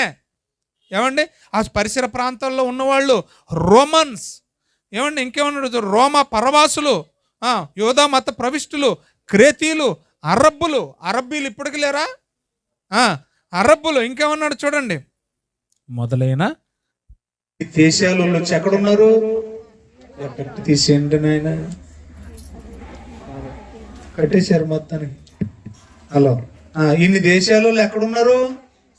ఒకే స్థలంలో ఉన్నారు. ఇప్పుడు ఇంతమంది ఇన్ని దేశాలలో వచ్చి అక్కడ కూర్చుంటే నేను తెలుగులో మాట్లాడితే వాళ్ళకి ఎక్కుద్దా? మరి ఇప్పుడు నాకేం కావాలి?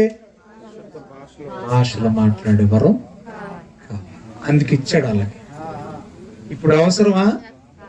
మాట్లాడండి. ఇప్పుడు ప్రతి భాషకి ఏముంది? లిప్ ఉంది. ఉందా లేదా? ప్రతి భాషకి లిప్ ఉంది. అన్ని భాషల్లో బైబిల్ తర్జుమా చేయబడింది. బైబిల్ గొప్పతనం ఏంటో తెలుసా? ప్రపంచంలో బైబిల్ ఎన్ని భాషల్లో తర్జుమా చేయబడిందో అన్ని భాషల్లో తర్జుమా చేయబడిన పుస్తకం ఒక్కడు కూడా లేదు. అత్యధికంగా అమ్ముడుపోయే పుస్తకం బైబిల్. అత్యధికంగా ప్రింట్ చేయబడుతున్న పుస్తకం బైబిల్. మొట్టమొదటిగా అత్యంతరం కనుగొన్న తర్వాత జాన్ గుటెన్బర్గ్ అచ్చు వేసిన పుస్తకం అది బైబిల్ గొప్పతనం. సో మొత్తానికి టోటల్ గా దైవ సంకల్పం మీకు అర్థం కావాలి. అదేంటంటే ప్రతి మనిషికి వాక్యం అందాలి. అది నేటికి జరుగుతుందా లేదా? జరుగుతుంది. అంటే ప్రియులారా, భాషలు మాట్లాడేవారు, స్వస్థపరిచేవారు, స్వస్థత. ఇప్పుడు నేను ఏదైనా చెబితే నమ్మే పరిస్థితి కాదు అది. ఆ అజ్ఞాన కాలంలో ఏదైనా చెబితే నమ్మే పరిస్థితి. మరి ఏం చేయాలి? నమ్మాలంటే వాళ్ళు కాలు లేనోడి కాలు రావాలో, కన్ను లేనోడి కన్ను రావాలో, రోగంతోనోడు బాగుపడితేనో కానీ నమ్మే పరిస్థితి. ఎందుకంటే వినుట వలన విశ్వాసం కలగడానికి చెప్పడానికి ఏమీ లేదు, అప్పటికి వాక్యం లేదు కదా. మీకు మొత్తానికి ఒక మ్యాటర్ అర్థం కావాలి. అదేంటంటే ఇది పరిపూర్ణమయ్యేంత వరకు ఒక వ్యక్తి నమ్మాలంటే ఏం చేయాలి? వరాల ద్వారా కళ్ళ ముందు ఏదో ఒకటి జరిగితేనే ఇది దైవ కార్యము అని నమ్మేవారు. అంటే ఏదన్నా జరిగితేనే చూసి నమ్మేవారు దేవుణ్ణి, చూసి నమ్మేవారు దేవుణ్ణి. అర్థమవుతుంది మీకు? రైట్. మరి ఇప్పుడు ఏం చేద్దాం? మరి వచ్చేసింది వాక్యం సంపూర్తిగా మన చేతుల్లోకి వచ్చింది. తిమోతికి రాసిన మొదటి పత్రిక 1వ అధ్యాయం 15వ వచనంలో వ్రాయబడిన మాట, పాపులను రక్షించుటకు క్రీస్తు యేసు లోకములోనికి వచ్చెను అను వాక్యము నమ్మదగినది. ఇప్పుడు ఏమి నమ్మాలి నువ్వు? వాక్యాన్ని నమ్మాలా, లేకపోతే ఎవరికన్నా ఏదన్నా జరిగితేనే నమ్ముతానంటావా? వాక్యాన్ని నమ్ముతావా, లేకపోతే ఎవరన్నా భాషలో మాట్లాడితే నమ్ముతానంటావా, ఎవరికన్నా రోగం పోతే నమ్ముతానంటావా, ఎవరికన్నా దెయ్యం పోతే నమ్ముతానంటావా, నువ్వు ఏదైనా ఇప్పుడు చేసి చూపిస్తే నమ్ముతానంటావా? అసలు ఏది రావడానికి, ఏది స్థిరపరచడానికి దేవుడు ఇవన్నీ చేయించాడు? ముందు వాక్యం కోసమేనా? వాక్యం గురిండేనా? ఇప్పుడు ఇది నమ్మదగినది. ఈ నమ్మదగినది మన మధ్యకి ఎలా వచ్చిందంట? అప్పటికి పరిపూర్ణంగా ఉందా? లేదు. ఏ గ్రీకు భాష ఉండేది, ఏ హిబ్రూ భాష ఉండేది, ఏ లాటిన్ ఉండేది. ఇప్పుడు పరిపూర్ణంగా మన చేతుల్లోకి వచ్చిందా లేదా? వచ్చింది. ఇది వచ్చేసిందా? వచ్చింది. ఇప్పుడు ఇది వచ్చిన తర్వాత అది అవసరమా? నాకు రోగం పోయాక ఇంజక్షన్లు అవసరమా? మరి నిందాక చెప్పాను కదా, ఇంజక్షన్ లాంటివి ఏవి? మొత్తానికి దేన్ని సెట్ చేయడానికి? జబ్బుని సెట్ చేయడానికి. మొత్తాన్ని దేన్ని సెట్ చేయడానికి వరాలు ఇచ్చాడు దేవుడు? వాక్యం. ఎందుకంటే మీ ఆత్మలను రక్షించుటకు శక్తి కలిగింది వాక్యం. ఇది కావాలి మీకు. స్లాబు స్థిరపడాలంటే, స్లాబ్ నిలబడాలంటే సెంటరింగ్ అవసరం కదా. సెంటరింగ్ స్థిరపడాలి, బలపడాలంటే ఎన్ని రోజులు ఉంచాలి సెంటరింగ్? 21 రోజు ఉంచుతావా, లేకపోతే ఇంక బతికినన్నాళ్ళు ఆ సెంటరింగ్ ఉంచుకొని సంసారం చేస్తావా? అదేంటండి సెంటరింగ్ అంటే తెలీదా? కర్రలు సపోర్ట్ ఇస్తాము మనం. సెంటరింగ్ ఎంతకాలం అవసరం? ఎంత? స్లాబ్ ఏమవ్వాలి? దృఢపడాలి, బలపడాలి, అంతే కదా. సెంటరింగ్ కోసం స్లాబా, స్లాబ్ కోసం సెంటరింగా? మీరు వర్షాకాలం కప్పల్లాగా బెకబెకనకండి, ఏదో ఒకటి అనండి గట్టిగా. స్లాబ్ కోసమే సెంటరింగ్, అంతేగాని సెంటరింగ్ కోసం స్లాబ్ కాదు. ముఖ్యమైనది ఏది అక్కడ? స్లాబ్ స్థిరపడాలి, స్లాబ్ బలపడాలి, దృఢంగా ఉండేంత వరకు అది అవసరం, తర్వాత అవసరం. స్లాబ్ కోసమే సెంటరింగ్. మరి ఈ వరాలు దేనికోసం? ఇప్పుడు చూడండి బైబిల్. ఏదో మనం నోటి మాట నేర్చుకోకూడదు. ఇప్పుడు చూడండి బైబిల్ చూడండి దయచేసి. హెబ్రీయులకు రాసిన పత్రిక అందరు తీయాలమ్మా, చాలా జాగ్రత్తగా వినాలిక. హెబ్రీయులకు రాసిన పత్రిక తీసారా? 2వ అధ్యాయం బాగా వినండి, 4వ వచనం. దేవుడు తన చిత్తానుసారముగా, 2:4 ఉందమ్మా. దేవుడు తన చిత్తానుసారముగా, కరెక్ట్ అయినా నేను చదివేది చదువు వినున్నా మీరా? అదేంటంటే చూడండి, సూచిక్రియల చేత, మహత్కార్యాల చేత, నానా విధములైన అద్భుతాల చేత, వివిధములైన పరిశుద్ధాత్మ వరములను అనుగ్రహించు. టోటల్ గా దేని చేత? వరాల చేత. ఏమి చేత? వరాలు ఎందుకు ఇచ్చాడో చెప్తున్నాడు. వారిలో కూడా సాక్ష్యం ఇచ్చుచుండగా వినిన వారి చేత మనకు దృఢపరిచెను. చూసారా? వినిన వారి చేత మనకు దృఢపరచబడెను. అంటే ఏదో దృఢపరచడానికి, ఏదో బలపరచడానికి, అది దృఢపడేంత వరకు, బలపడేంత వరకు సెంటరింగ్ లాంటి ఏం అవసరం? వరాలు అవసరం. ఏదో వినటం వల్ల దృఢపడేది ఉందట. వినుట చేత ఏమన్నాడు అక్కడ? సాక్ష్యం ఇచ్చుట ద్వారా, అంటే చెప్పడం ద్వారా. సాక్ష్యం ఇవ్వడం అని చెప్పడం అన్న ఒకటే కదా.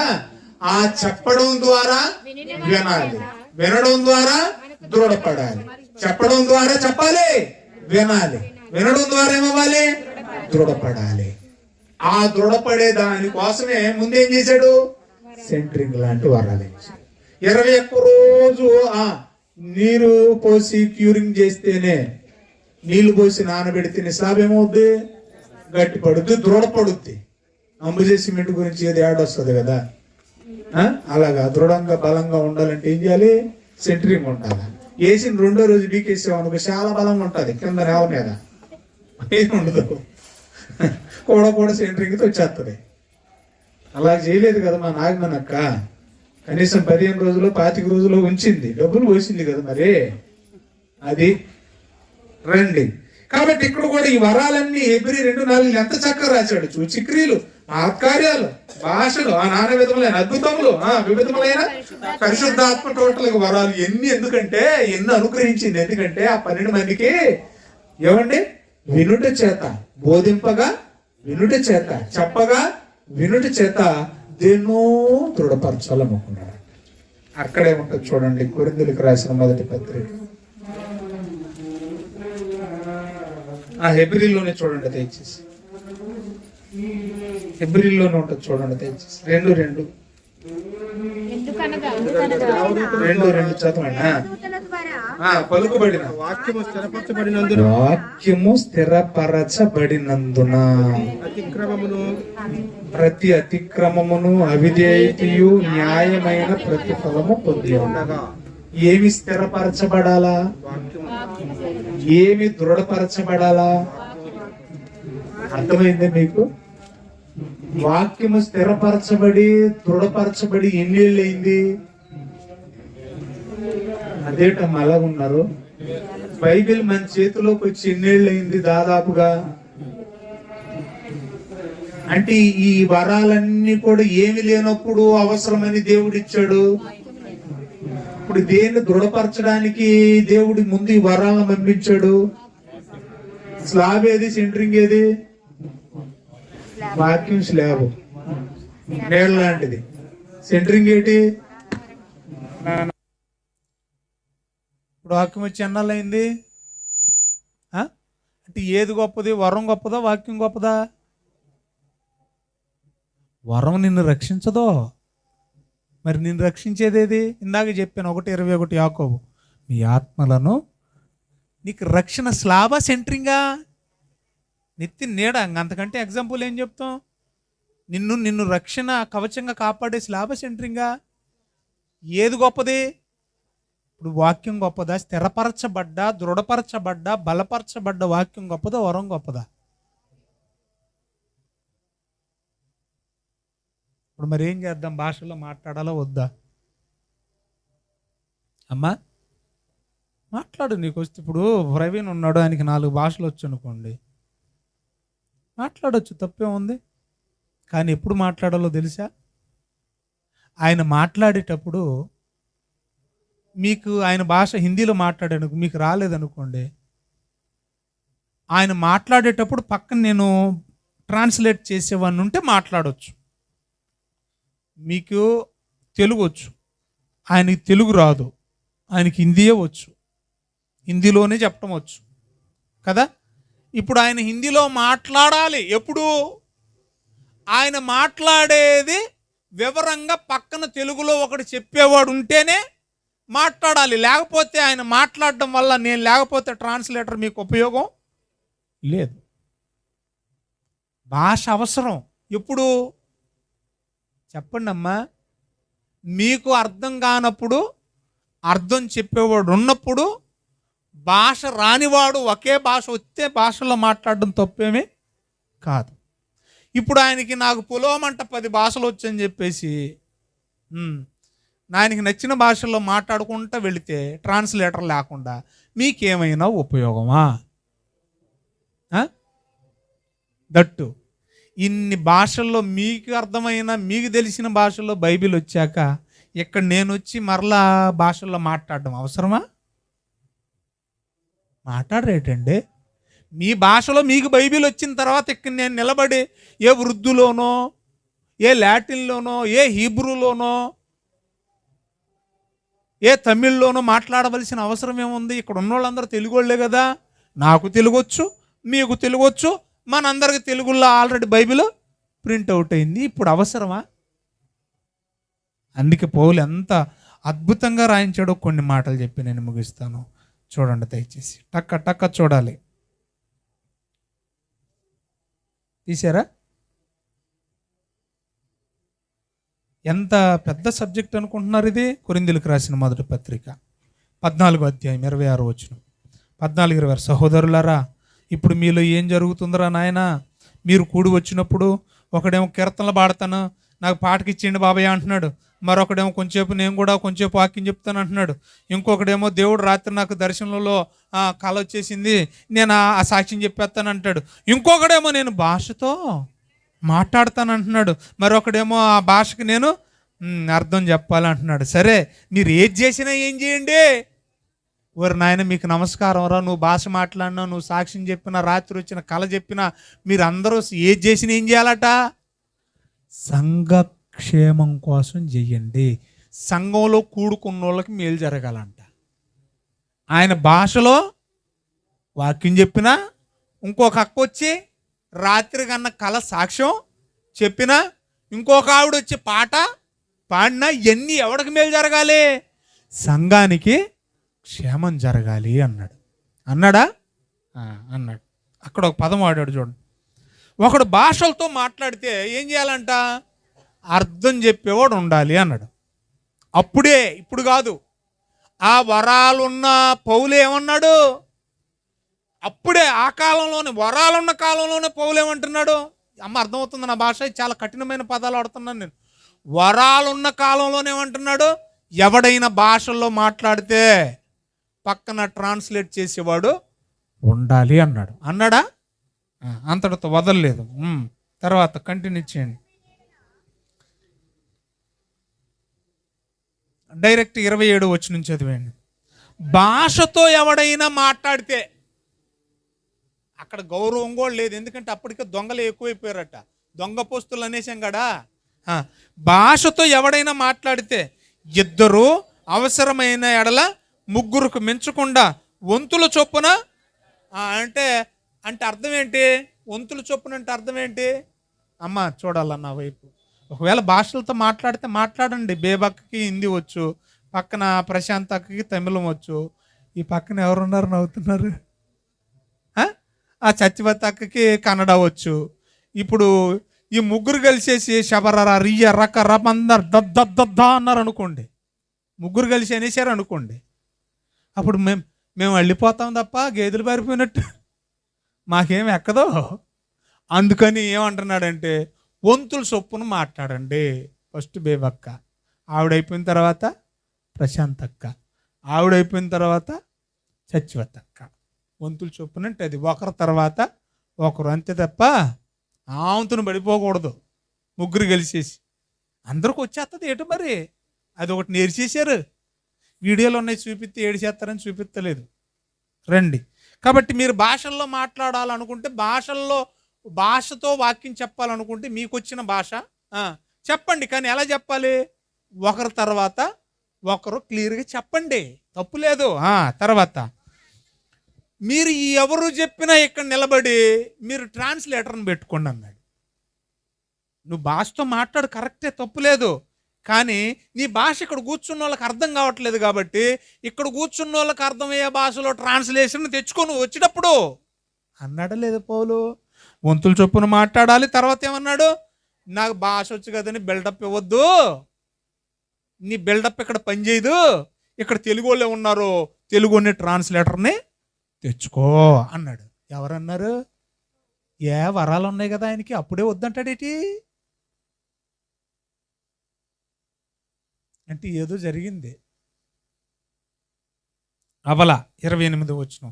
అర్థము చెప్పేవాడంటే ట్రాన్స్లేటర్ కదా, చెప్పండి. అర్థం చెప్పేవాడంటే ఎవడు? ట్రాన్స్లేటర్ లేనప్పుడు మన వాడుక భాషలో చెప్పండి అక్క, నోరు మూసుకొని మౌనంగా ఉండమని. ట్రాన్స్లేటర్ లేనప్పుడు నోరు మూసుకొని ఉండరా, తెగ మాట్లాడావు కానీ ఏదో టీటీలు వేసేస్తున్నావు ఏటి భాషలా అన్నాడా లేదా? ఎవరన్నారు? మరి ఏం చేద్దాం? భాష కాదు ముఖ్యం ఆడా. వీళ్ళకి అర్థం కాకుండా నేను ఎన్ని భాషలు మాట్లాడితే మీకు ఉపయోగం ఏంటి? కూర్చున్నారు, వెళ్ళిపోయారు, మీకేమైనా ఎక్కిందా? భాష ముఖ్యం కాదాడ. మరి ఏంటి, ఏం చెప్పాలనుకుంటున్నాడు ఆయన? భాషలో అర్థం చెప్పలేను, భాష మాట్లాడేవాడు ఉండి ట్రాన్స్లేటర్ లేకపోతే నోరు మూసుకొని ఉండండిరా అన్నాడా లేదా? అన్నాడు. మౌనంగా ఉండమన్నాడు. 14-17 చూడండి, నేను చదువుతున్నా. నీవైతే బాగుగానే కృతజ్ఞతాస్తుతులు నీ భాషల్లో, నీ భాష దేవుడికి అతీతం కాదు. నీకు ఏ భాష వచ్చినా దేవుడికి అది వచ్చు. దేవుడు ఎవరు? భాషలకు అతీతుడు. నువ్వు ఏ భాషలో ప్రార్థన చేసినా ఆయన అర్థం చేసుకుంటాడు. సరే, నువ్వు ఏ భాషలో చేసిన దేవుని కృతజ్ఞతాస్తుతులు చెల్లించున్నావు మంచిదే, కానీ ఎదుటివాడికి ఏమైనా ఉపయోగం ఉందా? అమ్మ, మీ బైబిల్లోనే ఉన్నాయి నేను మాట్లాడే.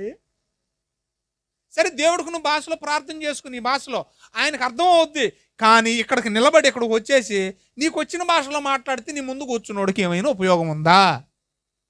ఉందా? చెప్పండి. నేను ఇంగ్లీష్లో మాట్లాడతానండి. ఇప్పుడు నేను ఇంగ్లీష్లో మీకు మెసేజ్ చెప్తే మీకు ఏమైనా ఎక్కుద్దా? నేను ఎంత ఫ్లూయెంట్గా మాట్లాడినా, ఎంత అనర్గళంగా మాట్లాడినా మీకు ఉపయోగం ఏముంది? మీకు ఉపయోగం లేనప్పుడు నేను మాట్లాడటం వల్ల నాకు ఉపయోగం ఏముంది? అందుకే అంటున్నాడు చూడండి.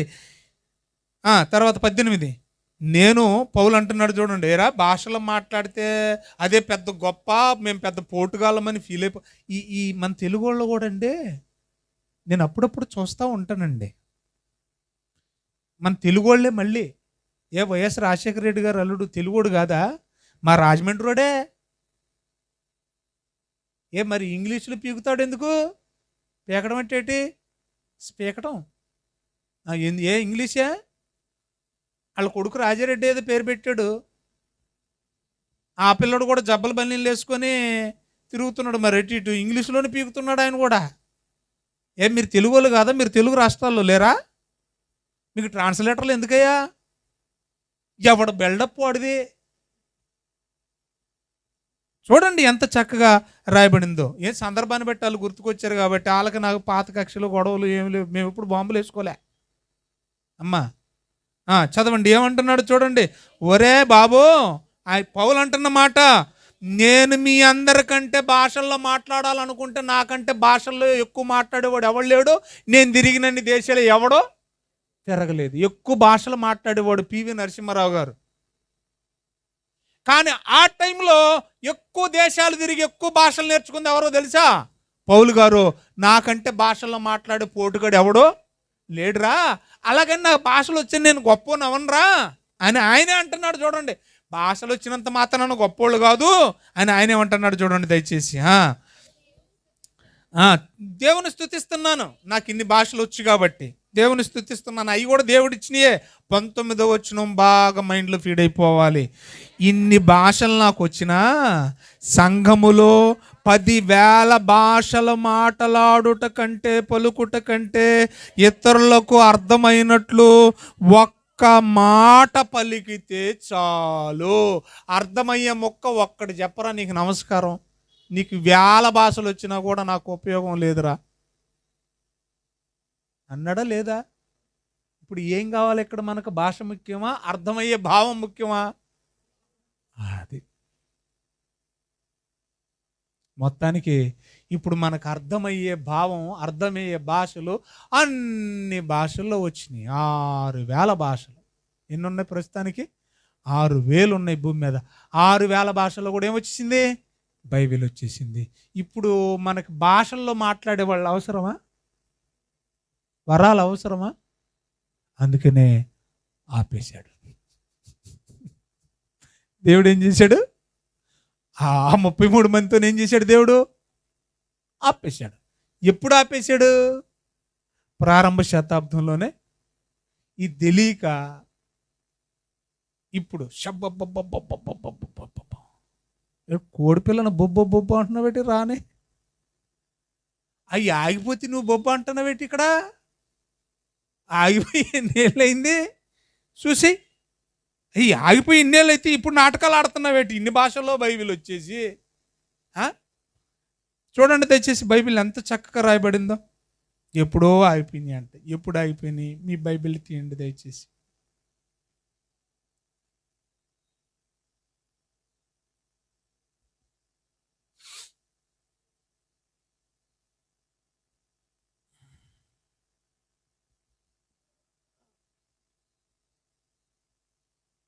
కొరింథీయులకు రాసినటువంటి మొదటి పత్రిక 13వ అధ్యాయం తీశారమ్మా. 8వ వచనం.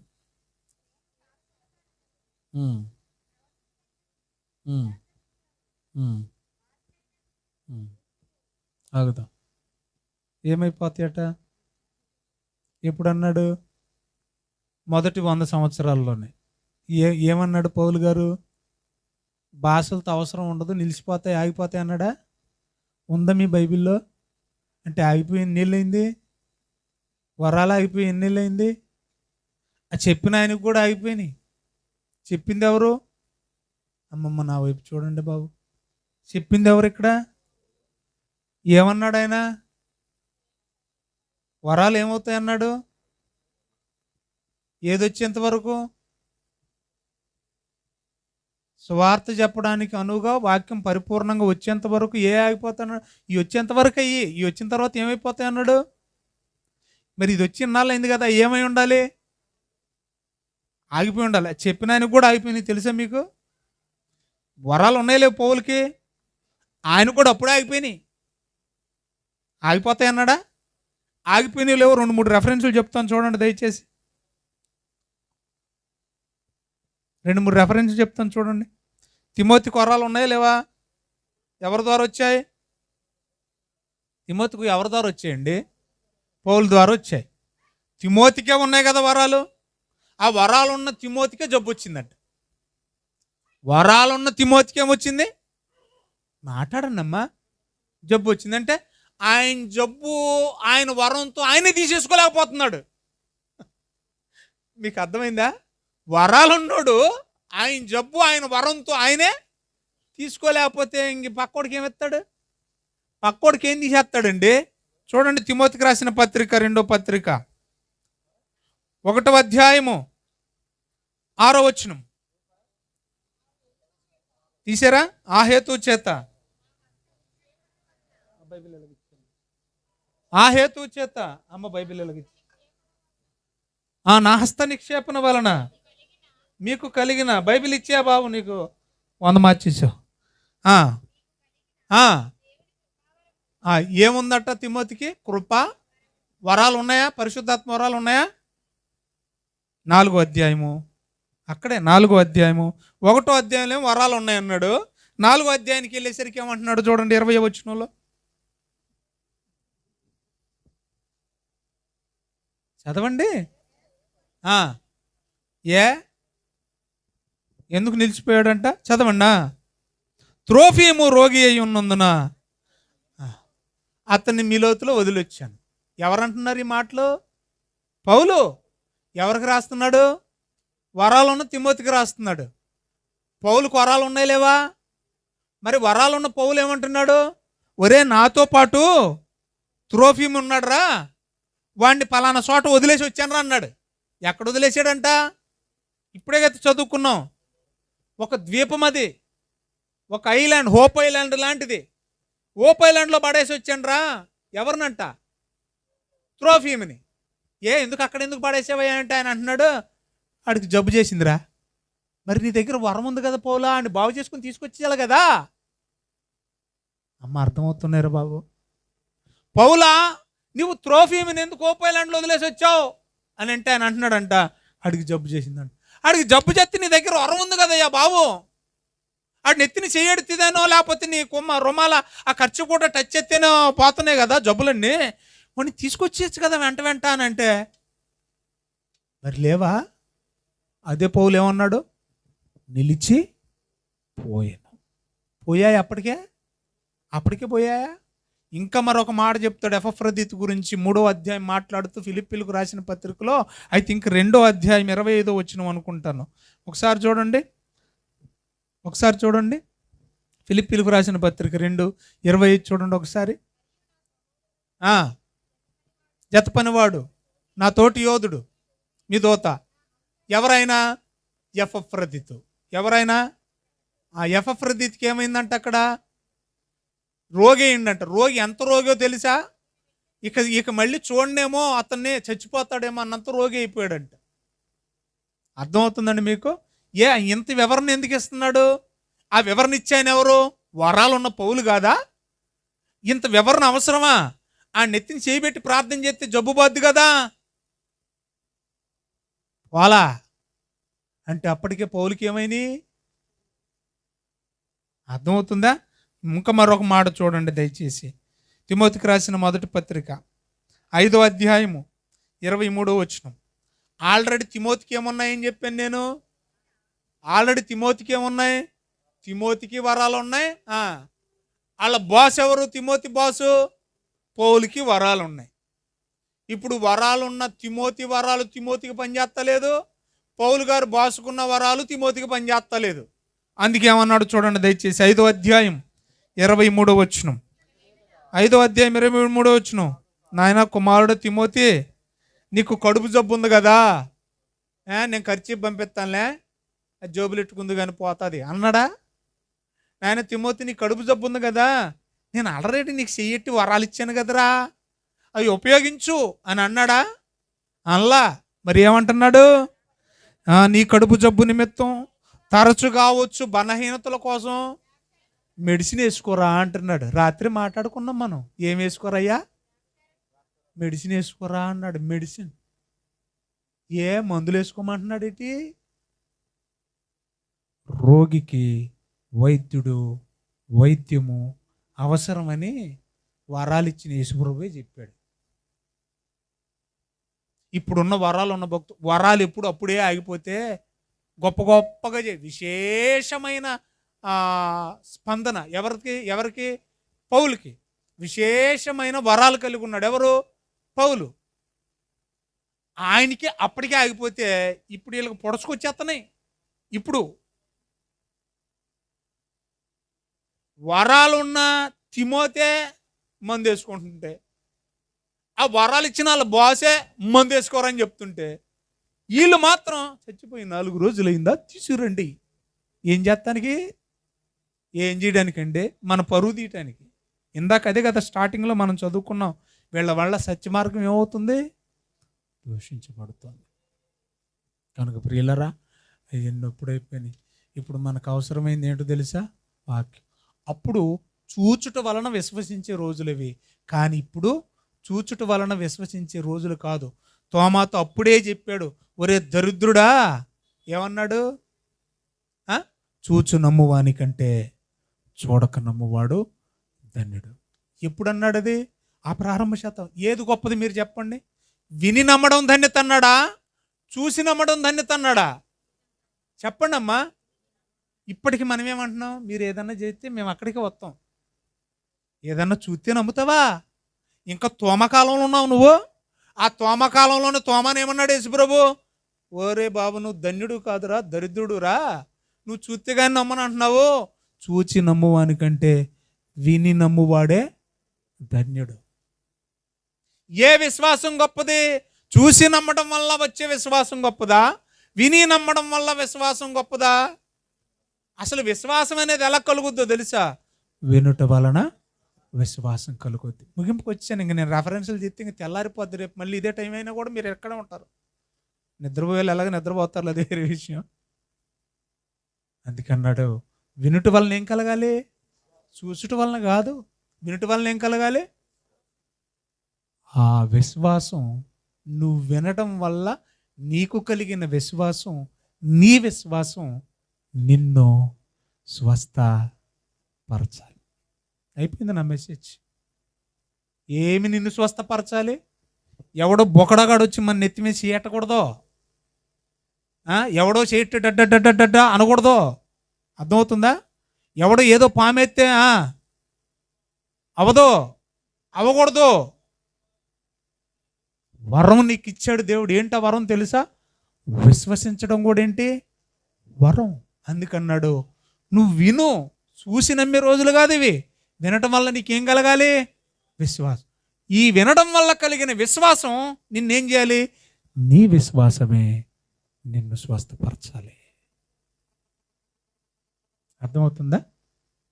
నీ విశ్వాసమే నిన్ను రక్షించాలి, నీ విశ్వాసమే నిన్ను స్వస్థపరచాలి. అప్డేట్ అవ్వండి ప్రియులారా. పరిశుద్ధాత్మ పేరుతో ఎన్నో మోసాలు జరుగుతున్నాయి. సంఘాలు ఎన్నో క్రైస్తవ సమాజాలు పాడైపోయాయి. ఏవైనా ఇలాంటివి ఉన్నట్టు చెప్తే ఇంక వాళ్ళ వ్యాపారాలు దెబ్బతింటాయి. కాబట్టి వాళ్ళు మనలాంటి వాళ్ళని రానివ్వరు, వాక్యం చెప్పనివ్వరు. పరిశుద్ధాత్ముడు ఉన్నాడు, వరాలు ఉన్నాయి. వరాలంటే ఏ వరాలు? విశ్వసించడం వరమే, వాక్యం చెప్పడం వరమే, ప్రార్థన చేయడం వరమే, వరం అంటే ఏంటి? తలాంతు, టాలెంట్ అండి, గిఫ్ట్ అండి. పాట పాడడం వరమే, పరిచర్య చేయడం వరమే. వరాలు ఉన్నాయి, లేవని ఎవరన్నారు? దేవుడు తలాంతులు ఇచ్చాడా లేదా మీకు? వరాలే కదండి, వరాలు ఉన్నాయి. స్వస్థతలు ఉన్నాయి, లేవని ఎవడన్నాడు? స్వస్థతలు ఉన్నాయి, కానీ పద్ధతి మారింది. ఒకప్పుడు ఎవడన్నా నెత్తి మీద ఎడితేనే, ఇప్పుడు ఎవడెట్టక్కర్లేదు. నీ విశ్వాసం నిన్ను, స్వస్థత లేదని ఎవడంటాడండి? స్వస్థత లేదన్నవాడు అసలు సేవకుడే కాదు, క్రైస్తవుడే కాదండి. దేవుడు స్వస్థపరుస్తాడు. స్వస్థపరిచే విషయంలో ఆయన మారలా. ఆయన నిన్న, నేడు, రేపు ఒకే రీతిగా ఉన్నాడు, కానీ పద్ధతి మార్చేసాడు. అప్పుడు ఎవడో నెత్తించి ఏడితే వచ్చేది, ఇప్పుడు ఎవడెట్టక్కర్లేదు రా భయ్. నీ విశ్వాసమే నిన్ను. పద్ధతి మారింది, మీరు మారండి. మీకు నమస్కారం. మీరు ఇంకా అల్లా పాత పద్ధతిలో ఉండకండి. ఆ పాత పద్ధతులు ఏమైపోయాయని చెప్పాడు పౌలు గారు? నిలిచి పోయింది. దేవుడు మిమ్మల్ని, మీ కుటుంబాలని దీవించినగాక. ఎందుకంటే అప్పటికే జావగారిపోయారు సగం మంది. మీకు వినే ఓపిక లేనట్టుంది, అందుకని ఆపేసాను. God bless you. రేపు రాత్రి మంచి సందేశంతో కలుద్దాం. వరాలు, వరము, వాటికి మధ్యనున్న వ్యత్యాసం నేను మీతో పంచుకున్నాను. నమ్మిన వారి వలన అనగా కేవలం ఆ 12 మంది నమ్మలేదు. అర్థమవుతుందా? కాబట్టి వాళ్ళు నమ్మారు, నమ్మిన తర్వాత చేశారు. భాషల వరాలు అవసరం దేనికంటే వాక్యాన్ని స్థిరపరచడం కోసం. ఇది వచ్చిన తర్వాత వాటితో పని లేదు. ఎందుకంటే ఇది వినడం ద్వారా మనకేం కలగాలనుకున్నాడు? విశ్వాసం కలగాలనుకున్నాడు. ఆ విశ్వాసం మనల్ని ఏం చేయాలనుకున్నాడు? స్వస్థపరచాలనుకున్నాడు. పాపిష్టి రోగం, దుష్ట రోగం, చెడ్డ తలంపుల రోగం, ముందు ఆ జబ్బులు తీసేసుకోవాలనుకున్నాడు. శరీర సంబంధమైన రోగాల గురించి కాదు. శరీర సంబంధమైన రోగాలు అందరూ కొత్తాయి. పౌలుకే వచ్చింది, తిమోతికే వచ్చినప్పుడు, వరాలను వాళ్ళకే వచ్చినప్పుడు మనకు రావద్దా? అవి వస్తాయి. శరీరం ఉన్న ప్రతివాడికి ఖచ్చితంగా జ్వరం వస్తుంది, రంపు వచ్చేస్తుంది. ఆ జబ్బుల గురించి కాదు, ఆ స్వస్థత గురించి కాదు. దానికంటే గొప్పది మానసిక రుగ్మత, చెప్పండి, వ్యాధి. రేపు మనోవ్యాధి గురించి మాట్లాడుకుందాం. దేవుడు మిమ్మల్ని దీవించునుగా. కళ్ళు మూసుకొని తల వంచండి. ఎవరు చేస్తారమ్మా ప్రార్థన? వాక్య ఫలింపు కోసం, కుటుంబ క్షేమం కోసం.